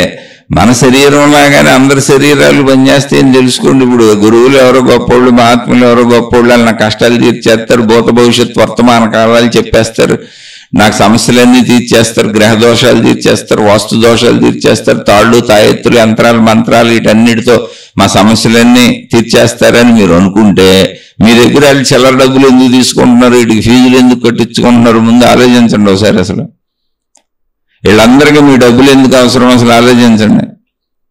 వీళ్ళు చేసేటువంటి దైవ కార్యక్రమాలకు కానీ భక్తి కార్యక్రమాలకు కానీ వాళ్ళు చేసే ఏ పనులకైనా ప్రపంచం నుంచి ప్రజల నుంచి డబ్బులు ఎందుకు అవసరం మీరు ఆలోచించండి. డబ్బులు ఎక్కడైతే అవసరమైనవి అక్కడ మహిమ లేదనే అర్థం. ఏ దేవుడు వాళ్ళ చెవిలో గుసగుసలాడతలేదనే అర్థం, ఏ దేవుడు అక్కడ లేడనే అర్థం. ఉంటే డబ్బులు ఎందుకు వాళ్ళకి? సర్వ ఐశ్వర్య ప్రదాత అయినటువంటి భగవత్ శక్తి వాళ్ళ దగ్గర ఉంటే డబ్బు దేవుడిని అడిగి తీసుకోవాలి కదా. వాళ్ళకి అవసరమైన ఇన్ని మహిమలు, ఇన్ని మాయలు చేయగలిగిన వాళ్ళు, ఇన్ని అద్భుతాలు చేయగలిగిన వాళ్ళకి డబ్బులు లేవా? డబ్బులు దొరకట్లేదా? డబ్బులు మాత్రం మనమే ఇవ్వాలి, ఫీజులు కట్టాలా సామాన్య మనుషులే. నేను ఎవరిని విమర్శించట్లా. ఆలోచన తీరు చక్కగా భగవతత్వం కోసం, ఒక మంచి కోసం, ఒక సత్యం కోసం, ఒక ధర్మ కార్యక్రమం జరుగుతుంది, ప్రజలందరికీ కాస్త మంచి జరుగుద్ది అనుకున్నప్పుడు నువ్వు డబ్బు ఇవ్వడం ఏ తప్పు లేదు. అని మహిమల కోసం, మాయల కోసం, అద్భుతాల కోసం ప్రచారాలు చేసుకొని మాది గొప్ప అంటే మాది గొప్ప అని డబ్బు పొందుదాం అనుకున్న వాళ్ళందరూ నిన్ను మోసం చేస్తున్నారు, నువ్వు వాళ్ళ చేతిలో మోసపోతున్నావు. ఇదంతా మానస లోకం, కల్పనాత్మక లోకం, నువ్వే కల్పించుకున్న లోకం అంతే. సహజంగా మనుషులందరికీ ఉండేవన్నీ ఉంటాయి. అందుకని మీరు ఆస్తికులు అవ్వకండి. అలా నేను దేవుణ్ణి నమ్మను అని నాస్తికులు కూడా అవ్వకండి. అసలు దేవుణ్ణి నమ్మటము నమ్మకపోవడం అనేది మానసిక భ్రాంతి. సత్యాన్ని తెలుసుకోండి అంటే వాస్తవికులు అవ్వండి. ఆ సత్యాన్నే దేవుడు అని పిలుస్తున్నారు. Truth is God. God is truth కాదు. గాడ్ ఈజ్ ట్రూత్ అంటే కొట్టుకు చేస్తున్నారు ఇక్కడ. నా మతపు గాడే ట్రూత్, నా మతం దేవుడే ట్రూత్, నా గురువే ట్రూత్, నా గ్రంథమే ట్రూత్, నాదే సత్యం అని కొట్టుకు చేస్తున్నారు. నా దేవుడే నిజమైన దేవుడు అంటాడు ఒక ఆయన వచ్చి. నిజమైన దేవుడు అంటే అబద్ధపు దేవుళ్ళు కూడా ఉంటారా? మా గురువే నిజమైన గురువు అంటాడు ఇంకో ఆయన నుంచి. అంటే అబద్ధపు గురువులు కూడా ఉంటారా? అబద్ధపు గురువులు ఉంటారు అని నువ్వు సూచిస్తున్నావంటే ఖచ్చితంగా మీ గురువే మొదట, నువ్వు మీ గురువు ఇద్దరు అబద్ధపడులే ఉంటారు. నా దేవుడే నిజమైన దేవుడు అని నువ్వు చెబుతున్నావు, మిగిలిన దేవుళ్ళు కాదా అంటున్నావు అంటే ఖచ్చితంగా నీ దేవుడు నువ్వు నిజమైన వాళ్ళు కాదు, అబద్ధవాళ్ళు అయి ఉంటారు. ఇంకా నిజమైన దేవుడు మా వాడని చెప్పాల్సిన అవసరం ఏం లేదు. నిజమైన దేవుడు అయితే నువ్వు పూజించుకో, ఎవరు చెబుతావు. కాదు వచ్చి చెబుతున్నావు నా దేవుడే నిజమైనడు, నా గురువే నిజమైనడు, నా మార్గమే నిజమైన మార్గం, మా సాంప్రదాయాలే నిజమైనవి అంటున్నావు అంటే నీకు ఎక్కడో లోపల ఒక అభద్రత ఉంది, బొంకు ఉంది, నీకు సత్యం తెలియదని అర్థం. అందుకని సత్యం తెలియని వాళ్ళు అసత్యాన్ని పదే పదే బలంగా మాట్లాడతారు. 100 సార్లు పంది పంది పంది పంది అంటే నందిని పందిగా చేసేద్దామని వాళ్ళ ఉద్దేశం. కానీ అది నందే నువ్వు ఎన్ని 1000 సార్లు అన్నా కూడా సత్యం మారదు, సత్యం స్థిరంగా ఉంటుంది. అందుకని మీరు వాస్తవికులు అవ్వండి, నాస్తికులు అవ్వండి, ఆస్తికులు అవ్వకండి, వాస్తవికులు అవ్వండి. వాస్తవికులు అంటే వాస్తవంగా జీవితాన్ని గడుపుతూ సత్యాన్ని తెలుసుకునేవాళ్ళు. అందులో ఆస్తికత్వం ఉంది, నాస్తికత్వం ఉంది. ఆస్తికత్వం అంటే ఏంటి? దైవశక్తి తత్వం సృష్టి మొత్తం ఉంది కనుక ఉన్నది అనేది ఒకటి ఉంది, అది ఆస్తికత్వం. ఉన్నది అనేది అని లేదా, సృష్టి లేదంటామా, మనుషులు లేదంటామా, చెట్లు లేవంటామా, యూనివర్స్ లేదంటామా, ఉందిగా, అదిగా ఉన్నది అనేది సత్యం. నాస్తికత్వం అంటే ఏంటి? అనుమానం. ఉన్నది అనేది రైట్ అయినాయా, అది అనేకంగా ఉంది కదా, ఆ అనేకంగా ఉన్నదాన్నే నువ్వు దేవుడు అంటున్నావా, లేదా దైవత్వము దేవుడు అనేది వేరుగా అంటున్నావా, ఈ రూపురేఖలతో కూర్చుకున్న దాన్నే దేవుడు దేవత అంటున్నావా, లేదా ఈ దేవుడు దేవత అనేది ఊరిని అర్థం అవడానికి చెప్పావా, అది శక్తే? అసలు ఇది దేవుడు దేవత అయితే మిగిలినవి ఏంటి? సృష్టికి దీనికి ఉన్న సంబంధం ఏంటి? దేవుడు దేవతకి సృష్టికి సంబంధం ఉందా లేదా, నాకు దేవుడు దేవతకి సంబంధం ఉందా లేదా అని అనుమానంతో ప్రయత్నించుకుంటూ వెళ్ళటం నాస్తికత్వం. నాస్తికత్వం అంటే వదిలేయటం కాదు. అస్థి అంటే ఉన్నది, సృష్టి ఉన్నది, ఉన్న సృష్టిలో దైవత్వం అనేది ఉన్నదా లేదా అనేది నా అస్థి. అంటే నాకు ఇప్పుడు తెలియదు, ఉన్నదో లేదో నాకు తెలియదు, తెలియదు. కాబట్టి నేను తెలుసుకుంటూ ప్రయత్నించుకుంటూ వెళ్తా, అది వాస్తవం. నా మూర్ఖత్వంతో నాస్తికుడిని అయిపోను, నా మూర్ఖత్వంతో ఆస్తికుడిని అయిపోను. ఆస్తికుడిని అయిపోతే నాని మనోలోకం సృష్టించుకుంటా, నాదే కరెక్ట్ అంట, మిగిలినవన్నీ తప్పు అంట, ఎందుకంటే అది నా మనోలోకం. ఆస్తికత్వం అయితే అసలు ఏమీ లేదని కొట్టుపారేస్తే, ఏమీ లేదని కొట్టుపారేస్తే మరి ఉన్నదిగా, ఇక్కడ సృష్టి ఉందిగా, ఉన్నదానికి ఆధారత ఏంటి? అదే అదే నేనేం పరిశీలించను, ఇంకా దాన్ని భౌతికం సైన్స్ అంటే వెళ్ళిపోతా అంతే, నేను పట్టించుకోను. కాదు, ఉన్నది అన్నది నిజం, ఆ ఉన్న దాంట్లో వీళ్ళు చెబుతున్న దైవత్వం ఉందా లేదా అనేది తెలుసుకోవడం అవసరం, అదే వాస్తవం. వాస్తవికులుగా ఉండండి. వాస్తవికులుగా ఉంటే మీలో ఆస్తికుడు ఉంటాడు, నాస్తికుడు ఉంటాడు. ఆస్తికుడు ఉన్నదని నమ్ముతాడు, నాస్తికుడు ఉన్న దాంట్లో తనకు తెలియని దాని దైవత్వాన్ని వెతుకుతూ వెళుతూ ఉంటాడు, వాడే మోక్షాన్ని పొందుతాడు. అందుకని ఆస్తికులైనా మీరు మోక్షాన్ని పొందలేరు, నాస్తికులైనా మీరు మోక్షాన్ని పొందలేరు. ఎందుకంటే ఆస్తికులైతే ముందే నిర్ణయం చేసుకొని, మీరే గ్రంథాలు రాసేసుకొని, మీరే దేవుణ్ణి పెట్టేసుకొని, మీరే దేవుని లోకాలు తయారు చేసేసుకొని, మీరే మీ మనసులో ఒక త్రిశంకు స్వర్గాన్ని తయారు చేసేశారు. ఆస్తికులందరూ మీకు మీరే ఒక లోకాన్ని తయారు చేసేసుకున్నారు. మీరు తయారు చేసుకున్న లోకంలోకి వెళ్తారు తప్ప సత్యలోకానికి వెళ్ళరు. అందుకే మీరు చూడండి, ఏ దేవుడికి ఆ దేవుడికి లోకాల్లోనే చూడండి, మన మతాలకి అంటే ఏంటి, ఆళ్ళ లోకంలోకి వెళ్తారు వాళ్ళు. అది మీరు తయారు చేసుకున్న భ్రమాత్మక కల్పనాత్మక లోకం, కాబట్టి అది వాస్తవం కాదు. నాస్తికులైతే అసలు ఏ లోకంలోకి వెళ్ళరు, ఎందుకంటే అసలు ఏది ఉందని నమ్మరు, ఏమి లేదని నమ్మరు. కానీ వాళ్ళు జీవించేది మాత్రం లోకంలోనే. ఇక్కడ లోకం ఉంది, మనుషులు ఉన్నారు, చెట్లు ఉన్నాయి, పొట్లు ఉన్నాయి, యూనివర్స్ మొత్తం ఉంది. కానీ దీనికి కారణమైనటువంటి శక్తినే దైవత్వం అంటున్నారనే విషయాన్ని ఒప్పుకోరు. మళ్ళీ కావాలంటే దానికి శక్తి అని వేరుగా వేరు పెడతాం, సైన్స్ అంటారు. ఆ శక్తినే దైవత్వం అన్నారు, అందుకంటే ఏం లేదు, చాలా చిన్న విషయం. దాన్ని ఇప్పుడు అన్వేషించుకుంటూ వెళ్తారు ఎవరో వాస్తవికులు. నాస్తికులు అన్వేషణ వదిలేస్తారు, ఆస్తికులు నమ్మకంతో అన్వేషణ వదిలేస్తారు, నాస్తికులు నమ్మకుండా అన్వేషణ వదిలేస్తారు. వాస్తవికులు ఉందనే విశ్వాసంతో సత్యాన్ని తెలుసుకునే ప్రయత్నం చేసుకుంటూ వెళ్తారు. అంటే నమ్ముతూ నమ్మకుండా, నమ్మకుండా నమ్ముతూ అన్నప్పుడు వాస్తవం అది నడకది. ఎందుకని, నేను వెళ్ళి చూస్తే కదా నాకు తెలిసేది, నేను వెళ్ళి వింటే కదా నాకు తెలిసేది, నేను గ్రహిస్తే కదా నాకు అర్థమైతే కదా నాకు అది తెలిసేది. కాబట్టి అది నేను పొందాలి, అది ఉందా లేదా నాకు అనవసరం, నేను దాన్ని నిర్ధారణ చేసుకున్నాక చెబుతాను, ఇది వాస్తవం. ఎవరో చెప్పింది నాకు సత్యం కాదు. చంద్రమండలం మీద సృష్టి ఉందని ఎవరో చెప్పారు, నాకు సత్యం కాదు. ఉందనుకుంటే ఊహ మొదలెడతాను, ఆ ఊహలో కళ్ళు వస్తాయి, అదే మానసలోకం. లేదు అనుకుంటే అసలు ఊహ లేదు, పాడు లేదు. కానీ వాస్తవికుడు చంద్రమండలం మీదకి వెళ్ళినాక, నేను చూసినాక మీరు చెప్పింది అవునో కాదో అప్పుడు నిర్ధారించుకొని ఊహించుకోవాలా ఊహించుకోక్కర్లేదా అనేది అప్పుడు. ఎందుకని నిర్ధారించుకున్నాక ఊహతో పనిలేదు, సత్యమే తెలుస్తుంది. ఆధ్యాత్మిక చదువు, ఆత్మజ్ఞానం చదువు సత్య మార్గం. మీరు వాస్తవికులుగా ఉండండి. వాస్తవికుల్లో ఆస్తికత్వం నాస్తికత్వం రెండు కలిసి ఉంటాయి. నాస్తికత్వం ప్రశ్నిస్తుంది, పరిశీలిస్తుంది, పరిశోధిస్తుంది. ఎవరినై తన్నే, బయట కాదు, బయట మనుషుల్ని కానీ కాదు. నన్ను నేను ప్రశ్నించుకుంటా, నన్ను నేను పరిశీలించుకుంటా. నా నమ్మకాలని, నా మూఢత్వాన్ని, నా మూర్ఖత్వాన్ని, నాలో చెడుని నేనే ప్రశ్నించుకుంటూ వెళ్తా. అలా నేను ఉన్నమాట నిజమే, నేనున్నాను, నాకు శరీరం ఉంది, ప్రాణశక్తి ఉంది, మనసు ఉంది, బుద్ధి ఉంది. వీటన్నిటికీ కారణం ఏంటో నాకు తెలియదు. ఎందుకున్నానో నాకు తెలియదు, ఎక్కడి నుంచి వచ్చానో నాకు తెలియదు, ఎక్కడికి వెళ్తానో నాకు తెలియదు, ఈ పంతీరందేలా ఎందుకు నడుస్తుందో నాకు తెలియదు. దాన్ని తెలుసుకుంటా.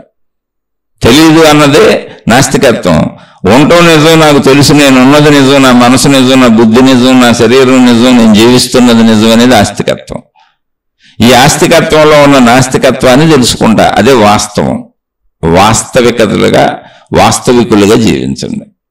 ఆ వాస్తవిక జీవనమే జ్ఞాన మార్గము, జ్ఞానము, ఆధ్యాత్మికత. నన్ను నేనే, రెండో వాళ్ళతో అసలు నాకు పని లేదు.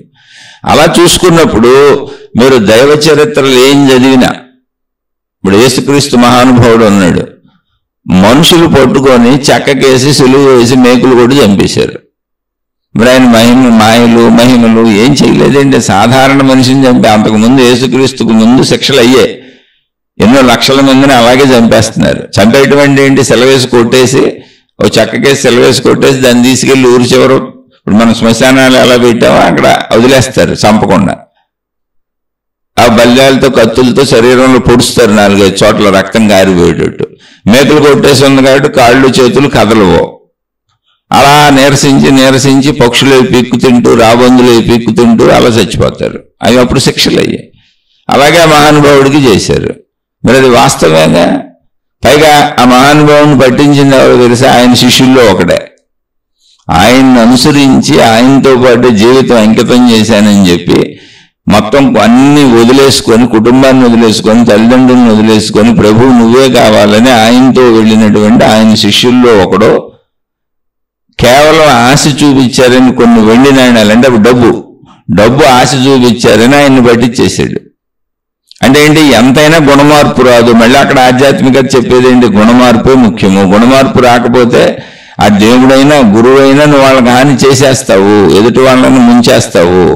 కాబట్టి ఆధ్యాత్మికత అంటే గుణమార్పు. నీలో గుణమార్పు రాకపోవడం వలన నీ గురువుని, నీ దేవుణ్ణి నువ్వు పట్టించేసి సులువు ఏం చేసి చంపేశావు. అయితే మళ్ళీ ఆ భావంతో అతను నేను ఎంత తప్పు చేశానని, ఎందుకని ఆయనతో తిరిగి ఉన్నాడుగా అన్నేళ్ళు, మంచి కూడా వినున్నాడుగా, అంటే స్ఫూర్తిగా మారలేదు, గుణమార్పు రాలేదు. అందుకని ఆ భావంతో అతను కూడా ఆత్మహత్య చేసి చచ్చిపోయాడు. ఇది ఇలాగే ఉంటారు మనుషులు, మంచికి చెడుకి మధ్యలో ఊగిసలాడుతూ ఉంటారు. కాదు, అలా నిన్ను నువ్వు చంపుకునే హక్కు లేదు, నువ్వు భయపడాల్సిన అవసరం లేదు. తత్తరపాటు, భయం ఇవన్నీ కామన్. మనిషికి డిప్రెషన్, ఒత్తిడి, స్ట్రెస్ ఎంతటోళ్ళకైనా వస్తాయి, ఎవరికైనా వస్తాయి.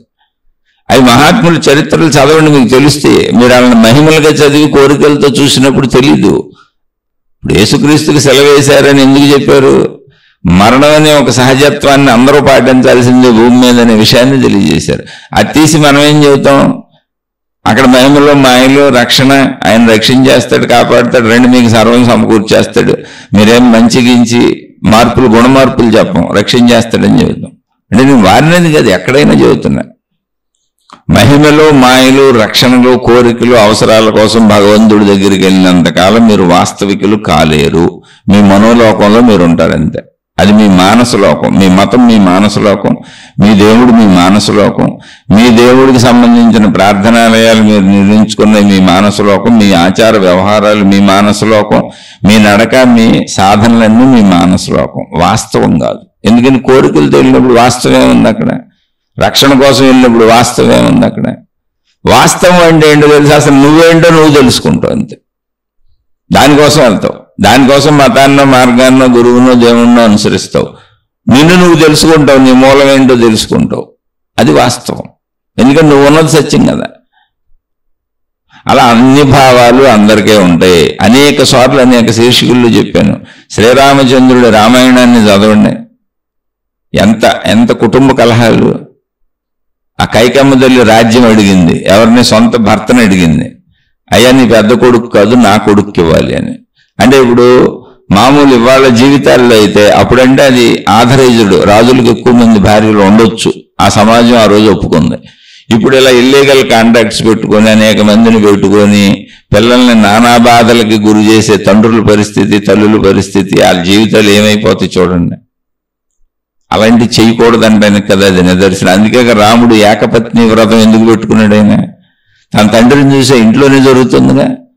ఇప్పుడే అంతమంది తల్లులతో ఉండే అంతమంది పిల్లలు ఉండబట్టే గొడవ అయింది. అందుకని నేను పరస్త్రీ అంక కన్నెత్తి కూడా చూడను అన్నాడు. అది అనుభవం, అదే నేర్చుకోవటం అంటే, గుణమార్పు అంటే. అది ఒక తప్పును చూసినాక ఆ తప్పును మళ్ళీ చేయకూడదు. ఎందుకంటే నా జీవితాలు అల్లకల్లోలం అయిపోయింది అనే విషయం రామచంద్రుడికి అర్థమైంది. అది అలా అర్థం చేసుకోవాలి, ఒక తప్పును చూసి గ్రహించి నడవాలి. ఏమైంది? కొడుకు వెళ్ళిపోయిన బాధనంటే కొడుకుని ఉండమని చెప్పలేకపోయాను. ఎందుకని భార్య మీద వ్యామోహంతో ఈమెమో పాప ముసలాయనికి యువకురాలైన భార్య అని కామ కోరిక. ఇక్కడ నేను దశరథుడిని రామాయణాన్ని తక్కువ చేయట్లా, సహజ మనలాంటి మానవ క్యారెక్టర్స్కి చెబుతున్న. దశరథుడు కాదు అక్కడ ఉంది, నాబోడు సామాన్యుడు ఇప్పుడున్న మన మానవ జీవితానికి. ఆ మహానుభావుడు కాదు, రాముడికి జన్మనిచ్చిన తండ్రి అయిన. కానీ ఆ కథ మన కోసం కదా, అందుకని మన క్యారెక్టర్లకు అప్లై చేసి వాళ్ళని ఎవరిని తక్కువ చేయట్లా. తక్కువ చేస్తే మహాపాపిని అవుతాను నేను. అక్కడ మనబోటోళ్ళు ఉండి ఇప్పుడు యవనంలో ఉన్న భార్య మీద ఏమో కోరుకుంది, వదులుకోలేను. ఇప్పుడు ఆమె ఏమన్నా అంటే ఆమె నాతో సరిగ్గా ఉండదు, నా కోరికలు తీర్చదు. అలానే నేను చేసేది అధర్మం నాకు తెలుసు. నా కొడుకు అడవికి వెళ్ళిపోతున్నాడు, నన్ను వదిలేసి వెళ్ళిపోతున్నాడు. ఇప్పుడు ఏం చేయాలి? ఈ మధ్య గుద్దులాటలోనే చస్తారు మనుషులు. అది ప్రాబ్లం. మనిషి తనందం చంపుకునేది అక్కడే. చనిపోయాడు ఆయన. ఆ చనిపోయే బదులు ఆ కైకమ్మ తల్లి గోపక్కలు కొట్టొచ్చుగా. అయితే అక్కడ అదేది మనలాంటి వాళ్ళకే. అయితే అక్కడ కథ రీత్యా ఏంటి అంటే ఆయన ఆవిడకు వరం ఇచ్చి ఉన్నారు, మాట తప్పలేరు. అటు మాట తప్పలేక ఇటు కొడుకును వదులుకోలేక అని చనిపోయారు ఘర్షణలో. అంటే ఏంటి? ఘర్షణాత్మకమైన మానసిక స్థితి అందరికీ వస్తుంది. ఆయన చెప్పింది అది, నేను తత్రపాటుకు లోనవుతాను, భయానికి లోనవుతాను. అవి ఇంకా పెరిగితే డిప్రెషన్లో అడిగి వెళ్తాయి, అది ఇంకా పెరిగితే సూసైడ్ సిమ్టమ్స్కి వెళ్తుంది. అంతే జరిగేది.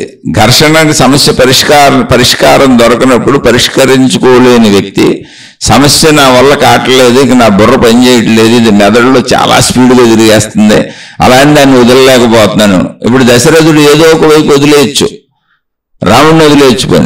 పనులు ఇంకా వెళ్ళాడు, ఏదైనా ఎవరైనా అక్కడ బతుకుతాడు, పోనీ ఇక్కడ మాట ఇచ్చాను కదా నేనంటే ఆయన బతుకుండేవాడు. కానీ అధర్మం అది ఆయనకు తెలుస్తుంది, ధర్మాత్ముడు ఆయన. పోలిన కైకమ్మను వదిలేద్దామా అంటే సత్యం మాట ఇచ్చున్నాను, నువ్వు అడిగింది నేను చేస్తానని మాట ఇచ్చున్నాడు ఆయన. అవసరమైనప్పుడు అడుగుతానని, అది నిజమే. ఆయన చెప్పి చూశాడు కైకమ్మ తల్లికి. చెప్పలేదు అనుకోబాకండి, రామాయణం చదివితే తెలుస్తుంది. ఆ మహానుభావుడిని మనతో పోల్చుకోకూడదు. ఆయన చెప్పారు, రాముడు వెళ్తే నా ప్రాణం పోద్దు, నువ్వు అడుగుతున్నంతా కూడా కరెక్ట్ కాదు, నేను వరం ఇచ్చాను కనుక నేను అసత్య దోషం తెచ్చుకోలేను కనుక నేనేం చేయలేకపోతున్నాను, కానీ నువ్వు నీ మనసు మార్చుకో, ఈ మాట మార్చుకోమని అడిగారు పాపం ఆయన. ఆమె మార్చుకోనంది. అయితే మళ్ళీ దీనంతటికీ కారణం ఏంటంటే కార్యకారణ సంబంధం ఉంది. ఇప్పుడు మనకు అది కూడా చెప్పాలి. మన జీవితంలో ఏమన్నా నాకు భయాలు ఎందుకు వచ్చినాయి, కష్టాలు ఎందుకు వచ్చినాయి, బాధలు ఎందుకు వచ్చినాయి, కన్నీళ్ళు ఎందుకు వచ్చినాయి, సమస్యలు ఎందుకు వచ్చినాయి, నేను ఎప్పుడు హాయిగా ఉండొచ్చు కదా, ఆనందంగా ఉండొచ్చు కదా, సంతోషంగా ఉండొచ్చు కదా, సుఖాలే ఉండొచ్చు కదా, దుఃఖాలు అసలు రాకుండా ఉండొచ్చు కదా నాకు అంటే కర్మఫలములు ఉన్నాయి. ఇంతకు ముందు ఇప్పుడు దశరథుడికి అసలు ఈ కర్మఫలం ఎందుకు వచ్చింది? కైకమ్మ అంత బలంగా అడిగేలా కైకమ్మ మనసు అలా ఎందుకు ప్రేరేపించబడుతుందంటే దశరథుడికి ఉన్న కర్మఫలం బుద్ధి కర్మానుసరినే. ఎటువంటి కర్మలు ఆ కుటుంబంలో జరగాల్సి ఉన్నవో ఆ కర్మలకు అనుగుణంగా బలీయమైనటువంటి బుద్ధిని ప్రచోదింపజేసేటువంటి శక్తి నడుస్తూ ఉంటుంది. అదే సృష్టి శక్తి, విశ్వశక్తి. దాన్ని తప్పించుకోలేవు. నీలో స్ఫురణ శక్తి అదే, నీలో ఆలోచన శక్తి అదే. అసలు ఆలోచన పుట్టిస్తుంది అదే, స్ఫురణ పుట్టిస్తుంది అదే. అలా వీడికి అందుకని బుద్ధి కర్మానుసరినే అన్నారు. నువ్వు అనుభవించవలసిన కర్మలు ఎటుంటే బుద్ధి అలా ఉంటుంది. అందుకే నేను తత్రపాటు పడుతున్నాను, భయపడుతున్నానంటే ముందు అసలు అవన్నీ మానవ లక్షణాలు. అందులో ఆ స్థితులు మనకు ఎందుకు వస్తాయి అంటే మనకి గత కర్మలు ఏంటో మనకు తెలియదు. అందులో భయంకరమైన ఏమన్నా వస్తే చెబుతున్నా. సహజమైతే అందరికీ శరీర ధర్మం ప్రకారం పరిమితులం. మన శరీర శక్తి చాలా పరిమితంగా ఉంటుంది, మనోశక్తి చాలా పరిమితంగా ఉంటుంది, ఇంద్రియ గ్రహణ శక్తులన్నీ పరిమితంగా ఉంటాయి, సృష్టి అనంతంగా ఉంటుంది. భవిష్యత్తు ఏం జరుగుద్దో ఎవరికి తెలియదు. కాబట్టి సహజ భయం అందరికీ ఉంటుంది. ఇది అందరికీ ఉంటుంది. ఇది కామన్ అని తెలుసుకోండి, మీకు ప్రత్యేకం కాదు. ఆధ్యాత్మికత అది అలాగే ఉంటుందని తెలుసుకొని అందులో ధైర్యాన్ని తెచ్చుకుంటాం. ధైర్యం తెచ్చుకోవటం ఏంటి? మితిమీరిన ఆశలు, మితిమీరిన కోరికలు, మితిమీరిన ఆలోచనలు లేనప్పుడు ఆటోమేటిక్గా ధైర్యంగా ఉంటుంది. జరగవలసిందే జరిగి తీరుతుంది. నా ప్రయత్నం నేను చేశాను, ధర్మంగా ఉన్నాను, మంచిగా ఉన్నాను, ఇంకేదైనా వస్తే ఎదుర్కోవడమే తప్ప నేనేం చేయగలను? సృష్టింతే ఇప్పుడు కాకపోతే ఎప్పుడైనా అందరం చనిపోతాం. మన వాళ్ళు చనిపోతారు, మనము చనిపోతాం. సృష్టి ధర్మాలను తెలుసుకోవటమే జ్ఞానం, ఇంకేం లేదు. సంపూర్ణ జ్ఞానం అంటే సృష్టి ధర్మాలతో పాటు నా గురించిన సంపూర్ణ ఎరుకను కూడా తెలుసుకుంటాను. కానీ జీవితం అయితే ఇలాగే ఉంటుంది, శరీరం ఇలాగే ఉంటుంది, ఏం మారదు. దాని తత్వం అంతే. ఇప్పుడు దశరథుడికి ఈ కర్మ ఎందుకు వచ్చింది అంటే, దశరథుడు తను యవ్వనంలో ఉన్నప్పుడు వేటాడుతూ, రాజులు వేటకు వెళ్తారు, అలా సరదాగా వేటాడుకుంటాం అనేది అలాగో సరదా అప్పట్లో. మనం ఇప్పుడు సినిమాలకి, షికారులకి, విహారయాత్రలకి వెళ్ళినట్టు ఆయన వేటకి వెళ్ళినప్పుడు శబ్దవేధి అనేటువంటి ఒక ప్రయోగం ఉంటుంది బాణాలు వేసేటప్పుడు. అంటే సూటిగా జంతువుని చూడకుండా, వస్తువుని చూడకుండా శబ్దం, సౌండ్ని బట్టి ఆ వైపు బాణం వేయటం, కరెక్ట్గా సౌండ్ని బట్టి కొట్టడం. అక్కడ వెళ్తున్న జంతువుని సౌండ్ని బట్టి కొట్టడం, అది నడుస్తున్న కాలి సౌండ్ని బట్టి, లేదా దాని ఘేంకారాన్ని బట్టి, దాని యొక్క అరుపుని బట్టి, పక్షులైన ఏదైనా శబ్దాన్ని బట్టి కొట్టడం. అలా ఆయన శబ్దాన్ని బట్టి ఒక బాణం వేసి కొట్టాడు అక్కడ జంతువు ఉందని. అయితే ఆ బాణం అక్కడ ఉన్న ఒక మనిషికి ఇల్లు తగిలింది. ఆయన ఒక ఋషి కుమారుడు, ఆయన కొలంలో నీళ్లు కొట్టుకుంటున్నాడు కొండతో. అయితే ఆ నీళ్లు మునుగుతున్నప్పుడు బొడబొడబొడబొడమని శబ్దం వచ్చింది. అది ఎలా అర్థమైంది దూరంగా ఉన్న దశరథుడికి అంటే, ఏదో జంతువు అక్కడికి వచ్చి నీళ్లు తాగుతున్నట్టు అర్థమైంది ఆయనకి. జంతువు అనుకున్నాడు ఆయన, మనిషి అనుకోలే. అందుకని బాణం వేసి కొట్టాడు ఆయన, శబ్దభేదేసి. అయితే ఆయన విద్యా ప్రవీణుడు కనుక అందులో పారంగతుడు కాబట్టి కరెక్ట్గా కొట్టింది వెళ్ళి లక్ష్యాన్ని. అలా నేర్చుకోవడానికి కూడా వేటాడేవాళ్ళు. అంటే వేట అనేది కేవలం వేట వినోదం కోసం కాదు, అలా బాణ విద్యను నేర్చుకొని తమ రక్షణ, అంటే తమ ప్రజలను యుద్ధాలు వచ్చినప్పుడు రక్షించడానికి కూడా రాజులు నైపుణ్యం కోసం నిరంతరం వేటను చేసేవాళ్ళు.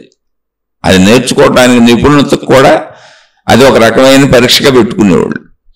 ఇప్పుడు ఆ బాలుడు చచ్చిపోయినప్పుడు ఆ బాలుడి పేరు శ్రవణ కుమారుడు. బాలుడు అతను, అంటే మరీ బాలుడేం కాదు. తన తల్లిదండ్రులను, ఇద్దరు గుడ్డి వాళ్ళు బాగా వృద్ధాప్యంలో ఉన్నారు, నడవలేరు. వాళ్ళిద్దరినీ ఒక కావడిలో గంపల్లో కూర్చోబెట్టుకొని భుజాన మోసుకుంటూ తిరుగుతున్నాడు ఆయన. ఇప్పుడు ఈయన లేకపోతే కళ్ళు లేనటువంటి వాళ్ళు, ఆయన చూసే దిక్కు కూడా లేదు. కానీ ఇక్కడ శ్రవణ కుమారుడికి ఇప్పుడు బాణం తగిలింది. దశరథుడు పరిగెత్తుకుంటూ వచ్చాడు ఆ శబ్దానికి, ఆయన అరిసిన అరుపుకి. చూస్తూ అయ్యో మనిషిని కొట్టేశాను ఆయన, నేను చాలా తప్పు చేశాను, నన్ను క్షమించండి అని చెప్పాడు. నా తల్లిదండ్రులు ఉన్నారు, కొంచెం వాళ్ళని చూసుకోండి జాగ్రత్తగా. వాళ్ళకి దాహం వేస్తే నీళ్ళు తేవడానికి వచ్చాను, వాళ్ళని ఒడ్డున అక్కడ ఉంచి వచ్చాను. ఈయన అక్కడికి వెళ్ళాడు దశరథుడు, జరిగింది చెప్పాడు వాళ్ళకి. పొరపాటును మీ బిడ్డను కొట్టేశాను, నేను కావాలని చేయలేదు, నన్ను క్షమించండి అని. వాళ్ళు పుత్ర శోకంతో అప్పుడే ప్రాణాలు వదిలేశారు. వృద్ధులు చూసే దిక్కు కూడా లేదు కనుక. పుత్రుడు పోతే ఎవరు భరిస్తారండి? అలా ప్రాణం వదులుతూ వాళ్ళు అన్నారు, నాయన నువ్వు తెలిసి చేసినా తెలియక చేసినా మాకు చూపు లేదు, వృద్ధులు, అసలు మేము నడవలేం. మా కుమారుడు ఎంత మంచోడు తెలుసా, మమ్మల్ని కావిళ్ళలో పెట్టుకొని భుజం మీద తీసుకెళ్ళి మాకు సేవలు చేస్తున్నాడు. ఇప్పుడు మేము ఎలా బతుకుతాం అనుకున్నావు? నువ్వు కూడా ఇలా పుత్ర వియోగంతోనే మరణిస్తావు. ఆ పుత్ర వియోగపు బాధ నీకు తెలియాలి, తెలిసి చేసినా తెలియక చేసినా. అంటే సృష్టి చేసే ఏర్పాటు ఏంటి? మనం చేసిన తప్పుల ఫలితాలను ఎవరు అనుభవించారో ఆ బాధ మనకు తెలియటానికి, మళ్ళీ నువ్వు తప్పు చేయకుండా ఉండటం కోసం ఆ బాధను నీకు తెలియజేస్తుంది. అంతే తప్ప శిక్ష కాదు. నువ్వు ఇంకో తప్పు చేయకుండా ఉండడానికి. నువ్వు తప్పు ఎందుకు చేసావు? ఎదుటివాడు బాధ తెలియక. ఇప్పుడు ఎవరన్నా తిట్టావు, తిడితే వాళ్ళ మనసు ఎంత గాయపడిందో నీకు తెలియాలి అంటే నిన్ను ఎవరో ఒకరు తిట్టాలి. ఎవరినో కొట్టావు, నీ ఇంట్లో వాళ్ళు అనుకో, నీ కొడుకునో కూతురునో ఊరిని అనుకో, అంటే కొడుకు కూతురుని కొట్టకూడదని అడగబాను, మాట వరుసగా చెప్పాను. నువ్వు కొట్టావు, నువ్వు కొట్టినప్పుడు వాళ్ళకి ఎంత నొప్పి కలిగింది, ఎంత బాధ కలిగింది, ఎంత అవమానం కలిగింది, లోపల ఎంత వాళ్ళు ఆవేదనకు లోనయ్యారో తెలియాలంటే నిన్ను ఎవడొకడు కొట్టాలి. అలా నువ్వు ఎవరి డబ్బు ఎత్తుకుపోయావు, అప్పుడు వాళ్ళు ఎంత దుఃఖానికి లోనయ్యారో తెలియాలంటే నీ డబ్బు పోవాలి. అలా ఎవరికి ఏ నష్టం జరిగినా నీ వలన ఆ నష్టపు తీవ్రత యొక్క భావన వాళ్ళు ఎలా భావించుకొని బాధపడ్డారో తెలియాలి అంటే అది నీకు రావాలి. అది కర్మ సిద్ధాంతం. అంతే తప్ప నిన్ను శిక్షించడానికి ఇక్కడ ఏమి లేదు. నువ్వు మళ్ళీ ఆ తప్పు చేయకుండా ఉండటానికి ఏర్పడ్డది. మళ్ళీ అయితే నీకు తెలియకపోతే తప్పు చేయకుండా ఎలా ఉంటావు? అందుకని మనలో భయం అనేది ఏదుందో తత్తరపాటు అనే ఈ భయం నుంచి తత్తరపాటు వస్తుంది. ఈ భయం అనే వ్యవస్థ ఏంటంటే అసలు ఒకటి కర్మ సిద్ధాంతంలో వచ్చేటువంటి శిక్షలు మనం చేసిన తప్పులకి, అది మామూలు. వాటి గురించి మనం బాగా ఆలోచించక్కర్లేదు. ఎందుకంటే ఏది ఎందుకు వచ్చిందో పరిశీలించుకొని వెనక్కి వెళ్ళి చూసుకుంటే కొంచెం ప్రజ్ఞ గల వాళ్ళకి తెలుస్తుంది. లేదు పుట్టుకతోనే వచ్చేటువంటి శారీరక లోపాలు కొన్ని సమస్యలు అయితే మనం ఇప్పుడు వాటిని చర్చించడం వలన ఉపయోగం లేదు, ఎందుకంటే నిరూపణ లేని సత్యాలు. కానీ సహజంగా అసలు శరీరంలో భయం అనేది ఎందుకు ఉంది అంటే భయం వలన నాస్తి జాగ్రత్తో భయం అన్నారు. భయం కాదు, అది జాగ్రత్త. అంటే ఒక అడుగేసేటప్పుడు నేను నడుచుకుంటూ వెళ్తున్నా, అడుగేసేటప్పుడు టక్కన కాలు తీసి అయిపోతుండగా అక్కడ నాకు ముళ్ళు కనబడింది. అప్పుడు తత్తరపాటుతో పక్కకి తీయాలి, భయపడి పక్కకి తీయాలి కాలని. భయం లేదనుకో దాని మీద వేసేస్తాను. భయం లేకపోతే ఏముంది, పాముల మెడలో వేసి తిరుగుతాను. భయం లేకపోతే మొళ్ళ మీద సీసా పెంకుల మీద నడుచుకుంటూ పోతాను. భయం లేకపోతే చిత్ర విచిత్రమైనవన్నీ చేసి ప్రాణం మీదకి తెచ్చుకుంటాను. ఇప్పుడు భయం లేని వాళ్ళు చూడండి, బళ్ళు వేసుకెళ్తుంటారు, విపరీతమైన వేగంతో వెళ్ళిపోతుంటారు. ధనవంతులు సంపన్నులైన వాళ్ళు అనేక మంది పిల్లలు యాక్సిడెంట్లోనే చచ్చిపోయారు. ధనవంతులు సంపన్నులైన అనేక మంది పెద్దలు యాక్సిడెంట్లోనే చచ్చిపోయారు. విర్రవీగిపోయినటువంటి ధైర్యం. అలానే ఆయన తప్పని కాదు, భయం తెలియట్లే వాళ్ళకి. ఇప్పుడు పోలీసులు నాకు తెలిసిన ఒక విషయం చెబుతాను. చాలా ఫేమస్ కుటుంబం, పెద్ద కుటుంబం. ఈవెన్ పోలీసులు కూడా వాళ్ళని ఏం అరెస్ట్ చేయరు, అంత రేంజ్ వాళ్ళది. అంటే ఏదన్నా చిన్న చిన్న పెద్ద తప్పులేని కాదు. ఏ కారు స్పీడ్గా వెళ్ళినా లేకపోతే ఏదైనా చిన్న చిన్న జరిగినా పోలీసులు వాళ్ళకి నమస్కారాలు పెడతారు కనబడితే రోడ్ల మీద. ఏమైంది, అలాంటి మానసిక స్థితి వచ్చేసినాక ఇప్పుడు కారు 300-400 స్పీడ్లో తోలేవాళ్ళు. అంటే నాకు తెలిసినోడు ఏమో కార్లు కూడా డబ్బులు ఉన్నాయి, అంత కాస్ట్లీ కార్లు కొనుక్కుంటున్నారు, వెళ్ళిపోతున్నాయి 200-300కి వెళ్ళిపోతుంది స్పీడ్ కారు ఊరుకునేలాంటే. కోట్లు పెట్టి కొనుక్కుంటున్నారు. కానీ యాక్సిడెంట్ ఎవరి చేతిలో ఉంటుంది? మన చేతిలో ఉంటుందా? 200 స్పీడ్ నడపడం మన చేతిలో ఉంది, కానీ రోడ్డు ఎదుటి వచ్చేవాడు మన చేతిలో ఎక్కడ ఉంటుంది? వీళ్ళు రైట్ సైడ్ వెళ్తున్నారు, రాంగ్ సైడ్ నుంచి ఒక పొలంలో పనిచేసుకునే ట్రాక్టర్ వాళ్ళు పాపం అటు వెళ్ళటం కోసం పొలంలో జస్ట్ ఉన్న రోడ్డు దాటుద్ది డాక్టర్ అంతే. రాంగ్ సైడ్లో 1 నిమిషం రోడ్డు దాటించుకుంటూ ఉంటారు. చాలా చోట్ల జరుగుతూ ఉంటాయి. మనుషులు రోడ్డు దాటుతూ ఉంటారు, సైకిల్తో రోడ్డు దాటుతూ ఉంటారు, బళ్ళుతో రోడ్డు దాటుతూ ఉంటారు. ఎందుకని హైవేల మీద చుట్టూ తిరిగి వెళ్ళడానికి దారి ఉండదు, రోడ్డు దాటాల్సిందే. అటువైపు పొలాలకు వెళ్ళాలంటే ఇటువైపు ఇళ్ళు ఉంటాయి, అటువైపు పొలాలు ఉంటాయి. అలా వచ్చిన ఒక ట్రాక్టర్ అడ్డంగా వచ్చింది. 200-250లోనూ నేను వాహనం తోలుకుంటూ వస్తున్నాడు. ఆయనకి రెగ్యులర్గా అలవాటే. ట్రాక్టర్ అడ్డం వస్తే అంత స్పీడ్లో ఎక్కడ ఆగుద్ది? పట్టణ దాన్ని కొట్టేసాడు, స్పాట్లో చచ్చిపోయాడు. అలాగే ఇంకో ఆయన పాపం స్పీడ్లో వెళ్తూ, అసలు ఆయన ఏ తప్పు లేదు, పక్కన ఫ్రెండ్తో ఏదో మాట్లాడుతున్నాడు, స్పీడ్గా వెళ్తున్నాడు. వాహనం బ్రహ్మాండమైన స్పీడ్లో ఉంది. రోడ్డుకి హైవేలు ఏంటి, రోడ్డుకి ఈ వైపు రోడ్డుకి ఆ వైపు మధ్యలో డివైడర్లు ఉంటాయి. అలా మాట్లాడుతూ ఒక చేతితో డ్రైవ్ చేస్తూ ఇంకో చేతితో వాటర్ బాటిల్ తీశారు ఆయన, మంచినీళ్ళు తాగుదామని. జస్ట్ కొద్దిగా ఇలా ఆయన కదిలేటప్పటికి ఆయన స్టీరింగ్ ఇలా పక్కకు తగిలి పక్కన ఉన్న డివైడర్ కొట్టేసుకుంది. అది ఎంత ఫాస్ట్లో ఉన్నారా ఆయన, అది ఎంత కాస్ట్లీ బండి, దాని వేగం ఎంత అంటే డివైడర్కి వెళ్ళి తగలగానే ఆకాశంలోకి లెగిసిపోయింది. అది సినిమాల్లో లాగా లెగిసిపోయి అటువైపు రోడ్డులో వెళుతున్నటువంటి వస్తున్న వాహనం మీద పడింది. వెళ్ళేది ఎగిరి పైకి గాల్లో ఎగిరి అటువైపు వస్తున్న వాహనం మీద పడి అదృష్టవశాత్తు ఆ వాహనం ఇంజిన్ మీద పడింది. ఆ వాహనం పైన పడి ఉంటే ఆ వాహనంలో ఉన్న వాళ్ళందరూ చచ్చిపోయాళ్ళు. వాహనం ఇంజిన్ మీద పడింది. పడి కింద పెడితే ఆ స్పీడ్కి ఆ దెబ్బకి డ్రైవ్ చేస్తున్న ఆయన అసలు వాహనంలోంచి డోర్లు ఓపెన్ అయిపోయి ఎక్కడికో వెళ్ళిపోయి పడిపోయాడు. ఆయన స్పాట్లో చనిపోయారు. ఏంటి, నీ మంచినీళ్ళు తాగుదామని. ఇది ఎంత ధైర్యమే. భయం ఉంటే ఏం చేస్తాం? కొంచెం స్లోగా డ్రైవ్ చేస్తాం, జాగ్రత్తగా మంచినీళ్ళు తాగాలనిపిస్తే పక్కన ఆగి తాగుతాం, లేదా స్లో చేసేసుకొని రోడ్డు చూసుకొని స్టీరింగ్ చూసుకొని కొద్ది కొద్దిగా చూస్తా తాగుతూ వెళ్తా ఉంటారు. కొంతలో కొంత గుడ్లో వెళ్ళంటున్నది. భయం లేనప్పుడు ఏమవుతుందో తెలుసా? మన మరణాన్ని మనమే తెచ్చుకుంటాం. ఏంటిది? ఇలాంటి భయం లేని వాళ్ళు అప్పులు చేసేస్తారు, తప్పులు చేసేస్తారు. భయం లేనివాళ్ళు కాదు, భయం ఉంది కానీ ఆగలేరు, అంటే లోపల ఆపుకోలేరు. భయం ఎందుకు తెలియదు? కారు తోలుతున్న వాళ్ళకి బ్రేకులు వాడతారు, తెలీదా? తెలుసు, కానీ లోపల ఆగట్లా. విపరీతమైన డబ్బు ఉంది, హోదా ఉంది, పలుకుబడి ఉంది, మన కంట్రోల్ చేయగలిగిన వ్యవస్థ ఏంటి? ఇక్కడ పోలీసు వ్యవస్థ ఒకటి. అటువంటి పోలీసులే సెల్యూట్ కొట్టే అంత పెద్ద పెద్ద హోదాల్లో ఉన్నారు, అటువంటి పెద్ద పెద్ద స్థితుల్లో ఉన్నారు. అవసరమైతే డబ్బు ఖర్చు పెట్టుకోగలరు, కోర్టులకు వెళ్ళినా ఏ ఇబ్బంది లేదు. అప్పుడు ఏమైంది? ఇంకా వాళ్ళు వాళ్ళ పిల్లలు ఇలాగే పోతున్నారు. అందరూ కాదు, కొంతమంది. అంటే కావాలని కాదు, వాళ్ళు చాలా మంచోళ్ళు, కానీ అంతరంగ ధైర్యం. తొక్కేద్దాం, స్పీడ్ ఏమవుద్ది అనిపిస్తుంది. నేను ఎందుకు గుద్దుతానులే ఎవరికైనా. అయినా నేషనల్ హైవేలు 3 లైన్లు 6 లైన్లు వేసేసారు. ఇటు ఎవడొస్తాడు, అటు ఎవడొస్తాడులే, రోడ్డు అంతా ఖాళీ వెళ్ళిపోదాం అనిపిస్తుంది. కానీ మన కర్మకి ఎవడొస్తాడు? చిన్న గ్యాప్ వస్తుంది. జంతువుకి ఏం తెలిసేది 6 లైన్ అంటే వెళ్ళకూడదని. ఒక సందర్భంలో ట్యాంక్ బండ్ మీద కుక్కను తప్పిద్దామని, అంటే కుక్క అడ్డం వచ్చింది, అలా నడుస్తుంది. ఈ పెద్ద ఏసీ కోచ్ స్లీపర్ బస్సులు ఉండే కదా పూర్వం, పెద్ద పెద్ద బస్సులు ఇప్పుడు కూడా ఉన్నాయి. మంచి నెంబర్ 1 లగ్జరియస్ బస్సు కోచ్లు ఎక్కడెక్కడి నుంచో వస్తూ ఉంటాయి. హైదరాబాద్లో ట్యాంక్ బండ్ మీద తెల్లవారుజామున వచ్చేసాడు. ఇంకా సేపు ఉంటే వెళ్ళిపోతాడు తన ప్లేస్కి. 5-10 నిమిషాల్లో వెళ్ళిపోతాడు ట్యాంక్ బండ్ దాటితే. అందరూ హాయిగా నిద్రపోతున్నారు తెల్లవారుజామున, పుష్ బ్యాక్ సీట్లు, ఏసీ, కుషన్లో.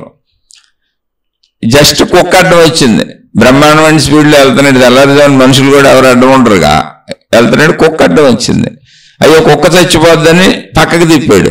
అది వెళ్ళి డివైడర్ కోడేసుకొని ఎగిరి ట్యాంక్ బండ్లో పడిపోయింది. బస్సు డ్రైవర్తో సహా మొత్తం అందరూ చచ్చిపోయారు, ఎందుకంటే నిద్రపోతున్నారు. అసలు ఇలాంటి ప్రమాదాలు రోజు కనబడతాయి మీకు పేపర్లో.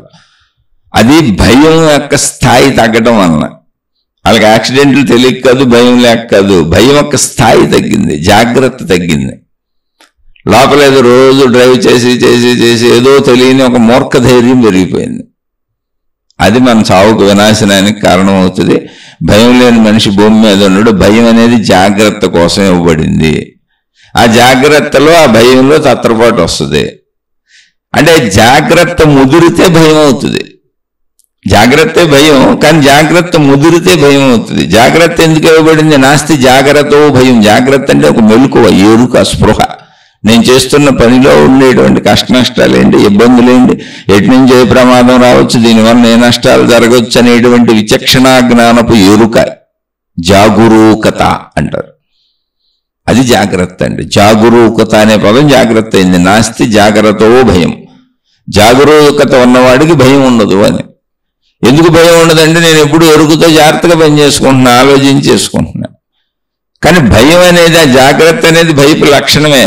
జాగ్రత్త ముదిరితే భయం అవుతుంది. అంటే నేను ఎరుకను వాడకుండా నా ఇష్టరాజ్యంగా జీవించేసినప్పుడు, జాగ్రత్త లేనప్పుడు అది భయం అవుతుంది.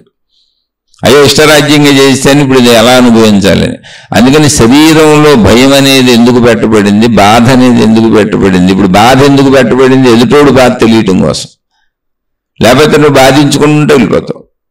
భయం ఎందుకు పెట్టబడింది? నిన్ను నువ్వు రక్షించుకోవటం కోసం. అన్ని వేళలా నిన్ను నువ్వు రక్షించుకోవాలంటే నీకు భయం తెలియాలి, జాగ్రత్త తెలియాలి. అలాగే నీ వాళ్ళని రక్షించుకోవాలన్నా జాగ్రత్త తెలియాలి, భయం తెలియాలి. అందుకని శరీరంలో పెట్టబడిన భావాలన్నీ God is always right, nature is always right, అందరికీ అవి అలాగే ఉంటాయి. అసలు కృష్ణ భగవానుడు పుడుతున్నప్పుడు గర్భం ధరించి ఉన్నప్పుడు, కృష్ణ భగవానుడికి ముందున్న అందరినీ పుట్టినప్పుడు చంపేస్తుంటే, ఆ వసుదేవుడు, ఆ కారాగారంలో ఉన్నటువంటి కృష్ణుడి యొక్క తల్లిదండ్రులు ఎంత భయపడిపోయి ఉంటారు, ఎంత బాధపడిపోయి ఉంటారు, ఎంత కన్ఫ్యూజన్కి లోనై ఉంటారు, ఎంత లోనయ్యారు అనే తెలియజేయడానికి కృష్ణ భగవానుడు పుట్టగానే ఎవరైనా తప్పించేయాలి, చంపకుండా చూడాలని ఆయన విశ్వప్రయత్నం చేసి జైల్లోంచి తప్పించుకెళ్ళి ఎక్కడికో నదిని దాటి వెళ్ళిపోయి యశోదమ్మ దగ్గర పుట్టినటువంటి బిడ్డ దగ్గర ఈ కృష్ణ భగవానుడిని పడుకోబెట్టి మళ్ళీ మీ బిడ్డ ఏమైందని అడుగుతారు కదా అని అక్కడ పుట్టిన బిడ్డని ఇక్కడికి తీసుకొచ్చాడు ఆయన. మరి మీ బిడ్డ ఏదని అడుగుతారు. ఎందుకని ఆడపిల్ల అయితే ఏమి, ఆయన ఉద్దేశం ఏంటి, ఆడపిల్ల అయితే చంపడో, కృష్ణుడు మగోడు కదా, మగపిల్లోడు అయితే కదా కంసుడిని చంపేది, ఆడపిల్ల అయితే చంపదనే ఉద్దేశంతో పట్టుకొచ్చాడు పాపం, అంతే ఆయన. అంతే తప్ప ఇంకో బిడ్డను ఎవరినో బలి చేద్దామని కాదు. ఎంత భయం ఉండి ఉంటుంది.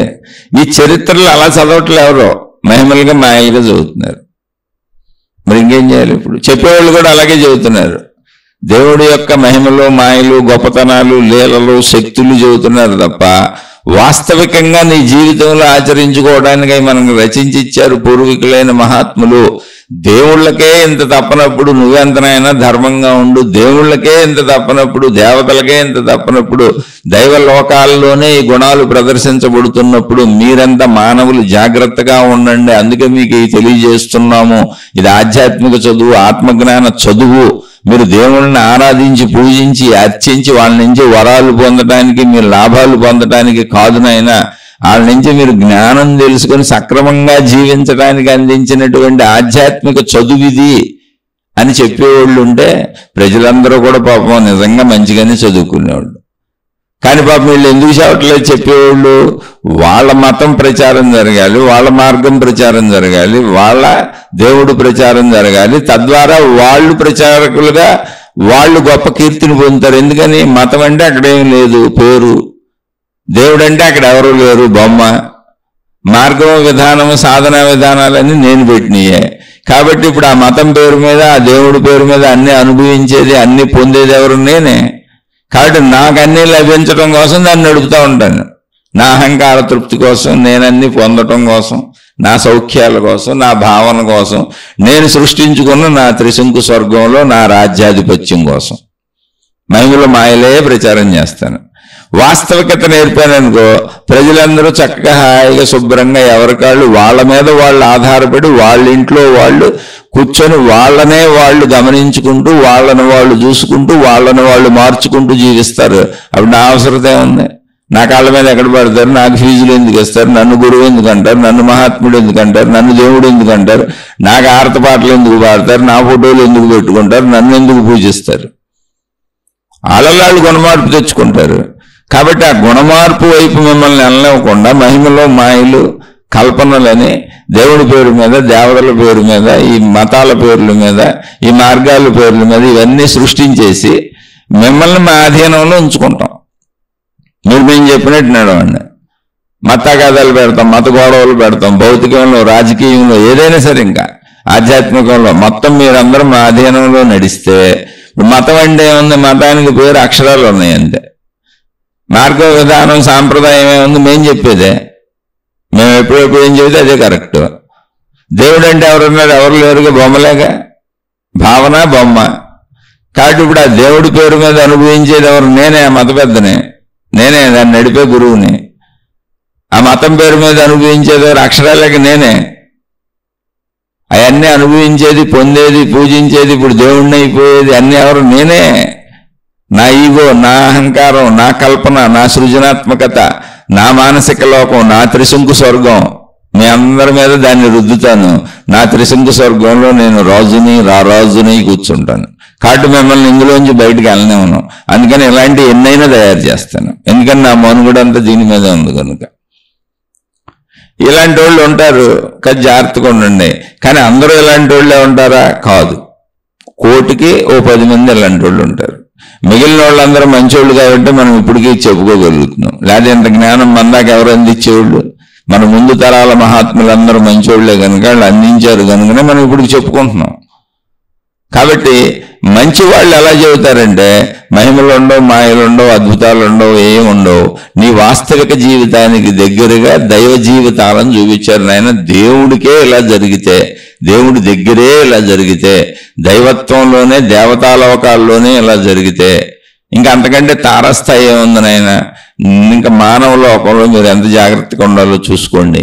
మానవ ప్రపంచంలో మీ జీవితాల్లో, మీ ఇష్టాల్లో, మీ అయిష్టాల్లో, మీ గుణాల్లో మీరు మార్పులు చేసుకోండి నాయన అని మనకి ఆధ్యాత్మిక చదువుగా, ఆత్మజ్ఞాన చదువుగా అందించారు నిజమైన మహాత్ములు, నిజమైన మత ప్రబోధకులు, నిజమైన మార్గ ప్రబోధకులు, నిజమైనటువంటి దైవ ప్రబోధకులు, దైవ మార్గ ప్రయాణికులు, గురువులు, మాతాజీలు, నిజమైన వాళ్ళు ఎవరైనా మనకి ఇది ఆధ్యాత్మిక చదువుగా, ఆత్మజ్ఞానం చదువుగా జీవితానికి అన్వయించగలమని చెబుతారు. అందుకే ఆస్తికత్వము కాదు, నాస్తికత్వము కాదు, జ్ఞానము అంటే వాస్తవత్వం. వాస్తవికులుగా సాగండి. వాస్తవికుల్లో ఆస్తికుడు ఉన్నాడు, నాస్తికుడు ఉన్నాడు. ఆస్తికుడు నమ్ముతూ ప్రయాణిస్తాడు, నాస్తికుడు నమ్ముతున్న దానిని, అందులో తనకు తెలియని అంశాన్ని తెలుసుకునేదానికి, నాకు తెలియదు అన్న దాంతో తెలుసుకునే ప్రయత్నం చేస్తూ ప్రయాణిస్తాడు. నాస్తికుల ఆస్తికుల కలయికే వాస్తవికం. అందుకని వాస్తవికుల కండి అదే జ్ఞాన మార్గం. ఎందుకంటే మనం ఉన్నది నిజం, మన శరీరం నిజం. మనం ఎన్ని పుస్తకాలు చదివినా, ఎన్ని అద్భుతాలు చదివినా, ఎంతమంది మహాత్ముల చరిత్రలు చదివినా, వాళ్ళు చేసిన అద్భుతాలు చదివినా, ఎంతమంది దేవుళ్ళ చరిత్రలు చదివినా, ఎన్ని అద్భుతాలు జరిగినా, ఎన్ని అద్భుతాలు చదివినా జరిగినా, ఎవరు ఎన్ని చెప్పినా, మనం ఇప్పుడు జీవిస్తున్నాం అన్నది నిజం. ఈ శరీరం నిజం, దీని ఆకలి నిజం, దీని కోరికలు నిజం, దీనికి పంచేంద్రియాలు నిజం, అవి తీర్చాలన్నది నిజం. మన జననం నిజం, మన మరణం నిజం, మధ్యలో మన జీవితం నిజం. జీవించినంతకాలం జీవించి చావక తప్పదన్నది నిజం. అలా జీవించే అందరికీ అన్ని భావాలు ఉంటాయని నిజం. తత్తరపాటు, భయము ఇవన్నీ సామాన్య సహజ మానవ లక్షణాలు. వాటిని అత్యాశపరులు, దురాశపరులు, చెడులో వెళ్ళేవాళ్ళు పంచుకుంటూ ఉంటారు. అంటే మనో నిలకడ లేకపోవడం కాదు, మనసుకంటేనే అసలు నిలకడలేంది. మనసు అంటే నిరంతరం కదులుతూ ఉండేటువంటి మన అంతరంగ భావజాలం. మీరు దాన్ని మంచి వైపు కదిపితే ధైర్యం పెరుగుతూ ఉంటుంది, దాన్ని చెడు వైపు కదిపితే భయం పెరుగుతూ ఉంటుంది. కానీ దాన్ని మీరు మంచి వైపు కదిపినా, మీరు చెడు వైపు కదపకుండా మంచి వైపే కదిపినా, మనకి భవిష్యత్తు తెలియదు కనుక, మన ప్రయత్నానికి ఫలం ఎలా వస్తుందో తెలియదు కనుక, ఖచ్చితంగా ప్రతి మనిషికి కొంత భయము, కొంత తత్తరపాటు, కొంత కంగారు, కొంత ఇటువంటి లక్షణాలన్నీ ఉంటాయి. ఎందుకని భవిష్యత్తు తెలియదు కనుక. ఈ జ్ఞానం పెంపొందుతున్న కొందికి ఆ లక్షణాల పర్సంటేజ్ తగ్గుతూ ఉంటుంది తప్ప పూర్తిగా పోదు. ఎందుకని భవిష్యత్తు నీకు ఎప్పటికీ తెలియదు. శరీరం వదలాల్సిందే, శరీరానికి అన్ని సమకూర్చాల్సిందే. శరీరంతో పాటు కుటుంబ సభ్యులు ఉంటారు, పిల్లలు ఉంటారు, వాళ్ళకి చేయవలసిన ధర్మాలు ఉంటాయి. ఇదంతా ఎందుకు చెబుతున్నానంటే, నాకు కొడుకు ఉన్నాడు, నాకు కూతురు ఉంది, నాకు భార్య ఉంది, నా జీవితం ఉంది, నా భార్య తల్లిగారు మా ఇంట్లోనే ఉంటున్నారు, నా బంధుమిత్రులు ఉన్నారు, అన్నీ ఉన్నాయి. కాకపోతే జీవితకాలం మౌనం పెట్టి కూర్చున్నాక పోనీ మిగిలినన్నీ వదిలేసిన నన్ను నేను చూసుకోవాలి. నా భార్య ఉంది, నా భార్యకి అవసరాలు ఉన్నాయి, నాకు అవసరాలు ఉన్నాయి. నా పిల్లలు ఇంకా సెటిల్ అవ్వలేదు, సెటిల్ అయినా కూడా నా పిల్లల మీద ప్రేమ ఎందుకు పోద్ది? నాకు ఎలా ఉందో మీకు అలాగే ఉంటుంది. నాకు భయం ఉంటుంది, నేను తత్తరపడతాను, నేను కంగారు పడతాను. అందరికీ తత్తరపాటు ఉంటుంది, భయం ఉంటుంది, కంగారు ఉంటుంది. కానీ ధర్మ మార్గంలో సాగుతున్నప్పుడు దాని తీవ్రత తక్కువగా ఉంటుంది. జ్ఞానంలో సాగుతున్నప్పుడు దాని తీవ్రత తక్కువగా ఉంటుంది. ఎందుకని ప్రతిరోజు ఇప్పుడు మనం రోజు బతకాలండి, రోడ్డు మీదకి వెళ్తాం. రోడ్డు మీదకి వెళ్ళాక నాకు ధైర్యం ఉందని ట్రాఫిక్లో జాగ్రత్త పడకుండా, తప్పుకోకుండా ఇష్టం వచ్చినట్టు స్ట్రైట్గా నడిచికెళ్ళిపోతావా? వెళ్ళవుగా. అలా అన్ని స్ట్రైట్గా నడిచికెళ్ళటం ధైర్యము, స్ట్రైట్గా నడవకుండా తప్పుకొని వెళ్ళటం భయము, తత్తరపాటు అనుకుంటేట కానే కాదు, అది జాగ్రత్త. అందుకని జాగ్రత్తని భయం చేసుకోబాకండి. కానీ జాగ్రత్త అనే స్థితిలో భయం ఎప్పుడూ ఉండాలి. ఎందుకనంటే అది మనకి, మన కుటుంబానికి రక్షణ, మన ఎదుటి వాళ్ళకు కూడా రక్షణ, మన చుట్టూ ఉన్న వాళ్ళకు కూడా రక్షణ. మన వలన ఇతరులకు హాని జరగదు, ఇతరుల వలన మనకు హాని జరగకుండా రక్షించుకుంటాం. నొప్పించక తానవ్వక. అందుకని ఇదేదో పెద్ద విశేషం అనుకోబాకండి.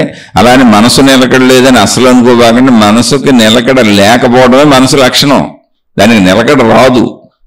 జ్ఞానంతో మనం ఎప్పటికప్పుడు అన్వయించుకొని జీవిస్తూ ఉంటాం. మరణించే వరకు మన జీవితం ఎలాగే సాగుద్ది. ఇందులో ఏ అద్భుతాలు ఉండవు. నేనేదో ఉపన్యాసాలు చెప్పేస్తున్నాను, ఆత్మజ్ఞానం, ఆధ్యాత్మిక చదువు మాట్లాడేస్తున్నాను కదా, ఏం ఉండవేమో అనుకోబాకండి. అన్నీ అందరికీ ఉంటాయి, నాకు అన్నీ ఉన్నాయి. అందరికీ ఉంటాయని మిగిలిన వాళ్ళు మీకు చెప్పట్లేదు అంతే. మీరు స్టేజీల మీద ఎక్కిన మహాత్ములందరి గురించి మీకు సేకరించగలిగినటువంటి అవకాశం ఉంటే మీరు సేకరించండి. వాళ్ళకి ఎన్ని సమస్యలు ఉన్నాయో, ఎన్నో సమస్యలు ఉంటాయి, అవి మనకు చెప్పరు. అనారోగ్య బాధలు ఉంటాయి, ఆర్థిక బాధలు లేకపోతే అసలు డబ్బులు రోజు వసూలు చేసేది ఎవరో ప్రపంచంలో. డబ్బులు ప్రపంచంలో ఫ్రీగా వసూలు చేసేది మొత్తం ఆధ్యాత్మిక భక్తి వ్యవస్థ, మత వ్యవస్థ, దైవీ వ్యవస్థ. ఇంకెవరికి ఉచితంగా డబ్బులు రావు. ఉచితంగా డబ్బులు వచ్చేది వీళ్ళకే. నమస్కారాలు పెట్టి, దండాలు పెట్టి, కాళ్ళ మీద పడి మరీ డబ్బులు ఇస్తారు. ఎందుకంటే డబ్బు అవసరం ఉంది కాబట్టి అలా తయారు చేసుకున్నారు ఆ వ్యవస్థని. అలానే దాన్ని తప్పని నిందించట్లే. ఆ విషయాన్ని అర్థం చేసుకోండి అంటే అవసరం లేదు. వాళ్ళు ఎందుకు తీసుకుంటారు? అంత మహాత్మ లేదు, డబ్బులు ఎందుకు వాళ్ళకి చెప్పండి. అవసరం లేదు, మహిమలు ఉన్నాయి, మాయలు ఉన్నాయి, శక్తులు ఉన్నాయి, దేవుళ్ళు ఉన్నారు. అప్పుడు డబ్బు ఎందుకు? డబ్బు అవసరమైందంటే వాళ్ళు మనలాంటి వాళ్ళే. ఏదో జ్ఞానం చదువుతున్నారు, ఆ జ్ఞానం తెలుసుకొని మీరు ఇవ్వగలిగిన తృణమో పణమో ఇవ్వండి, మంచి పనులు చేస్తున్నారు, తప్పే ఉంది. కానీ ఆ జ్ఞానం నేర్చుకోండి, అంతే తప్ప మహిమలు మాయలు ఉన్నాయి అనుకోబాకండి. మహిమలు మాయలు ఉంటే అసలు మీ డబ్బుతోనే అవసరం ఉండదు, మీ సేవలతో అవసరం ఉండదు, అసలు మీతోనే అవసరం ఉండదు. మీకే వాళ్ళు జ్ఞానాన్ని అందించి వెళ్ళిపోతారు. ఎందుకని వాళ్ళ దగ్గర శక్తులు ఉన్నాయి, మహిమలు ఉన్నాయి, మాయలు ఉన్నాయి. ఆడితో డబ్బు సృష్టించుకుంటారు, వస్తువులు సృష్టించుకుంటారు. వాళ్ళ దగ్గర దేవుడే ఉన్నాడు, వాళ్ళకేం లోటు ఉంటుంది. జనం అందరూ తలొక రూపాయి, తలొక 10 పైసలు, తలొక 100 రూపాయలు ఇవ్వటం ఎందుకు? అది ఇవ్వటం అనేది మనం విమర్శించట్లనే. అలా ఇస్తున్నారంటేనే మనం వృత్తి వ్యాపార ఉద్యోగాలు చేసుకొని మనం డబ్బు సంపాదన కోసం ఎలా ప్రయత్నిస్తున్నామో వాళ్ళు అలాగే ప్రయత్నిస్తున్నారు. అప్పుడు అది సహజత్వమే అయిందంటున్నా. అందుకని జ్ఞానం నేర్చుకోండి. అన్ని చోట్ల అందరినీ గౌరవించండి, మంచిగా ఉండండి, చక్కగా ఉండండి. మతాలను గౌరవించండి, మార్గాలను గౌరవించండి, గురువులను గౌరవించండి, గ్రంథాలను గౌరవించండి. అవన్నీ గౌరవించేది ఎందుకంటే నీ గుణమార్పు కోసం, నువ్వు తత్వాన్ని, మంచిని, జ్ఞానాన్ని తెలుసుకోవటం కోసం. అంతే తప్ప నీ ఆశలు, అత్యాశలు, కోరికలు, మహిమలు, మాయలు, అద్భుతాల కోసం అసలు కాదు కాదు కాదు. ఇది ఆధ్యాత్మిక చదువు, ఆత్మజ్ఞాన చదువు. నమ్మితే మీ ఇష్టం, నమ్మకపోయినా మీ ఇష్టం. మీరు ఎటు వెళ్ళినా మిమ్మల్ని కాదనే వాళ్ళు ఎవరూ లేరు. ఎందుకంటే సృష్టి ప్రతి మనిషికి సంపూర్ణ స్వేచ్ఛనిచ్చేసింది. కాకపోతే సహజంగా ఈ ప్రశ్నలో అన్నట్టు ఈ తత్రపాట్లు, కంగారులు, భయాలు, చిన్న చిన్న ఉద్వేగాలు, భావోద్వేగాలు, కోపతాపాలు, చిన్న చిన్న ఈర్ష్యలు, అసూయలు, ద్వేషాలు అన్నీ అందరికీ ఉంటాయి. ఇలా మీకు దైవీ సంబంధమైన కథలు అన్నీ అందరికి ఉంటాయి అనేవి చెప్పమంటే ఇంకా చాలా చెప్పొచ్చు ఉదాహరణలుగా. కానీ శీర్షికని ఎక్కడో చోట ముగించుకోవాలి కనుక శీర్షికని ఇక్కడికి ఆపేస్తున్నాను. చక్కగా అర్థమైతే ఇదంతా సహజమే అనుకొని మంచిలో నడవండి, ధైర్యం పెరుగుద్ది. జ్ఞానంలో నడవండి, ధైర్యం పెరుగుద్ది. వాస్తవికతలో నడవండి, ధైర్యం పెరుగుద్ది. ఆటోమేటిక్గా ధైర్యం పెరుగుద్ది. అలా అని ధైర్యం పెరిగింది కదా అని భయం పోద్ది అనుకోబాకండి. భయం పర్సంటేజ్ పోద్ది, తగ్గుద్ది. ఎందుకనంటే భయం కాదు, అది జాగ్రత్త. బ్రతికున్నంత వరకు ప్రతి మనిషికి జాగ్రత్త కావాల్సిందే. జాగ్రత్తే భయం, భయమే జాగ్రత్త. జాగ్రత్త తారాస్థాయికి వెళ్ళిపోయినప్పుడు కంట్రోల్ లేని భయం అయిపోద్ది. అప్పుడు మానసిక వ్యాధుల కింద మారిపోద్ది. స్ట్రెస్, ఒత్తిడి, డిప్రెషన్ కింద మారిపోద్ది. దాన్ని అంత దూరం వెళ్ళనివ్వబాకండి. అందుకే ఆధ్యాత్మిక జ్ఞానం, ఆధ్యాత్మిక చదువు. మనసు ఎప్పుడూ చెలుస్తూనే ఉంటుంది. చెలించడం మనసు సహజ లక్షణం. నాకు ఊరుకునే ఊగిపోతుంది అనుకోబాకండి, అందరికీ ఊగిపోతుంది. ఇప్పుడు దైవ కార్యాలు ఎందుకు చేస్తున్నారు? దైవీ మార్గాలలో ఎన్ని రకాల చిత్ర విచిత్రమైన కార్యాలు నిరంతరం, ప్రతి మతం, ప్రతి మార్గం, ప్రతి విధానం, ప్రతి గురువు అలా శిష్య సమూహాలను వేసుకొని ప్రపంచం అంతా తిరుగుతూ అనేక కార్యక్రమాలు ఎందుకు చేస్తున్నారు? మనసు ఊగిపోయే. ఎవరికి మనసు ఆగట్లా, ఏదో ఒకటి చేయాలనుకుంటున్నారు. కొంతమంది మంచి పనులు చేస్తున్నారు. ఏమీ లేని మామూలు వాళ్ళు 2 మంది మంచి పనులు చేసుకుంటూ వెళ్తారు. ఎందుకు చేస్తారు? మనసు ఊగిపోయే ఆగక. చాలా మంది చెడ్డ పనులు చేస్తారు. ఎందుకు చేస్తారు? మనసు ఊగిపోయే ఆగక. ఎవరు మంచి చేసినా, చెడు చేసినా, అది జ్ఞానమైనా ఏదని ఇప్పుడు నేను చెబుతున్నాను. ఎందుకు చెబుతున్నాను? మనసు ఆగకే, ఊగిపోయి. మనోస్థిరతుంటే నేను ఎందుకు చెబుతాను? నేను చెప్పను. అలా అందరికీ ఇలాగే ఉంది, ఇలాగే సాగుతుంది. అదేం మీ లోటుపాటు కాదు. మంచి నేర్చుకోండి, మంచిని పెట్టుకోండి, మంచితో సాగండి, మంచి వినండి. ఖచ్చితంగా భయం పర్సంటేజ్ తగ్గుద్ది. అది జాగ్రత్తగా ఉండిపోద్ది. జాగ్రత్తగా ఉండాల్సిన అవసరం బ్రతికినంతకాలం ఉంది. ఎందుకంటే జాగ్రత్త లేకపోతే మనం రక్షించుకోవటం, మన వాళ్ళని మనం రక్షించుకోవటం, మన చుట్టూ ఉన్న సమాజానికి ఇబ్బంది కలిగించకుండా ఉండటం కుదరదు.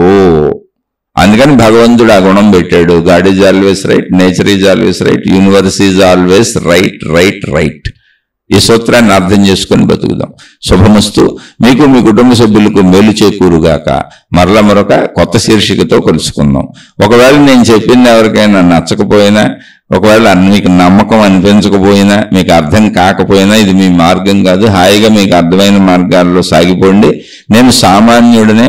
నేనేం పెద్ద పొడి చేసి అన్నీ తెలిసినటువంటి వాడిని కాదు. నాకు అన్ని రకాల భయాలు ఉన్నాయి, బాధలు ఉన్నాయి, దుఃఖాలు ఉన్నాయి, కష్టాలు ఉన్నాయి. అతి సామాన్య మానవుణ్ణి. ఊరికనే ఏదో నేను తెలుసుకుని నేర్చుకున్న విషయాలను నావి వింటున్న కొందరితో, అర్థమవుతున్నాయి చెప్పండి అని అడుగుతున్న కొందరితో వీటిని పంచుకుంటున్నాను. శుభమస్తు.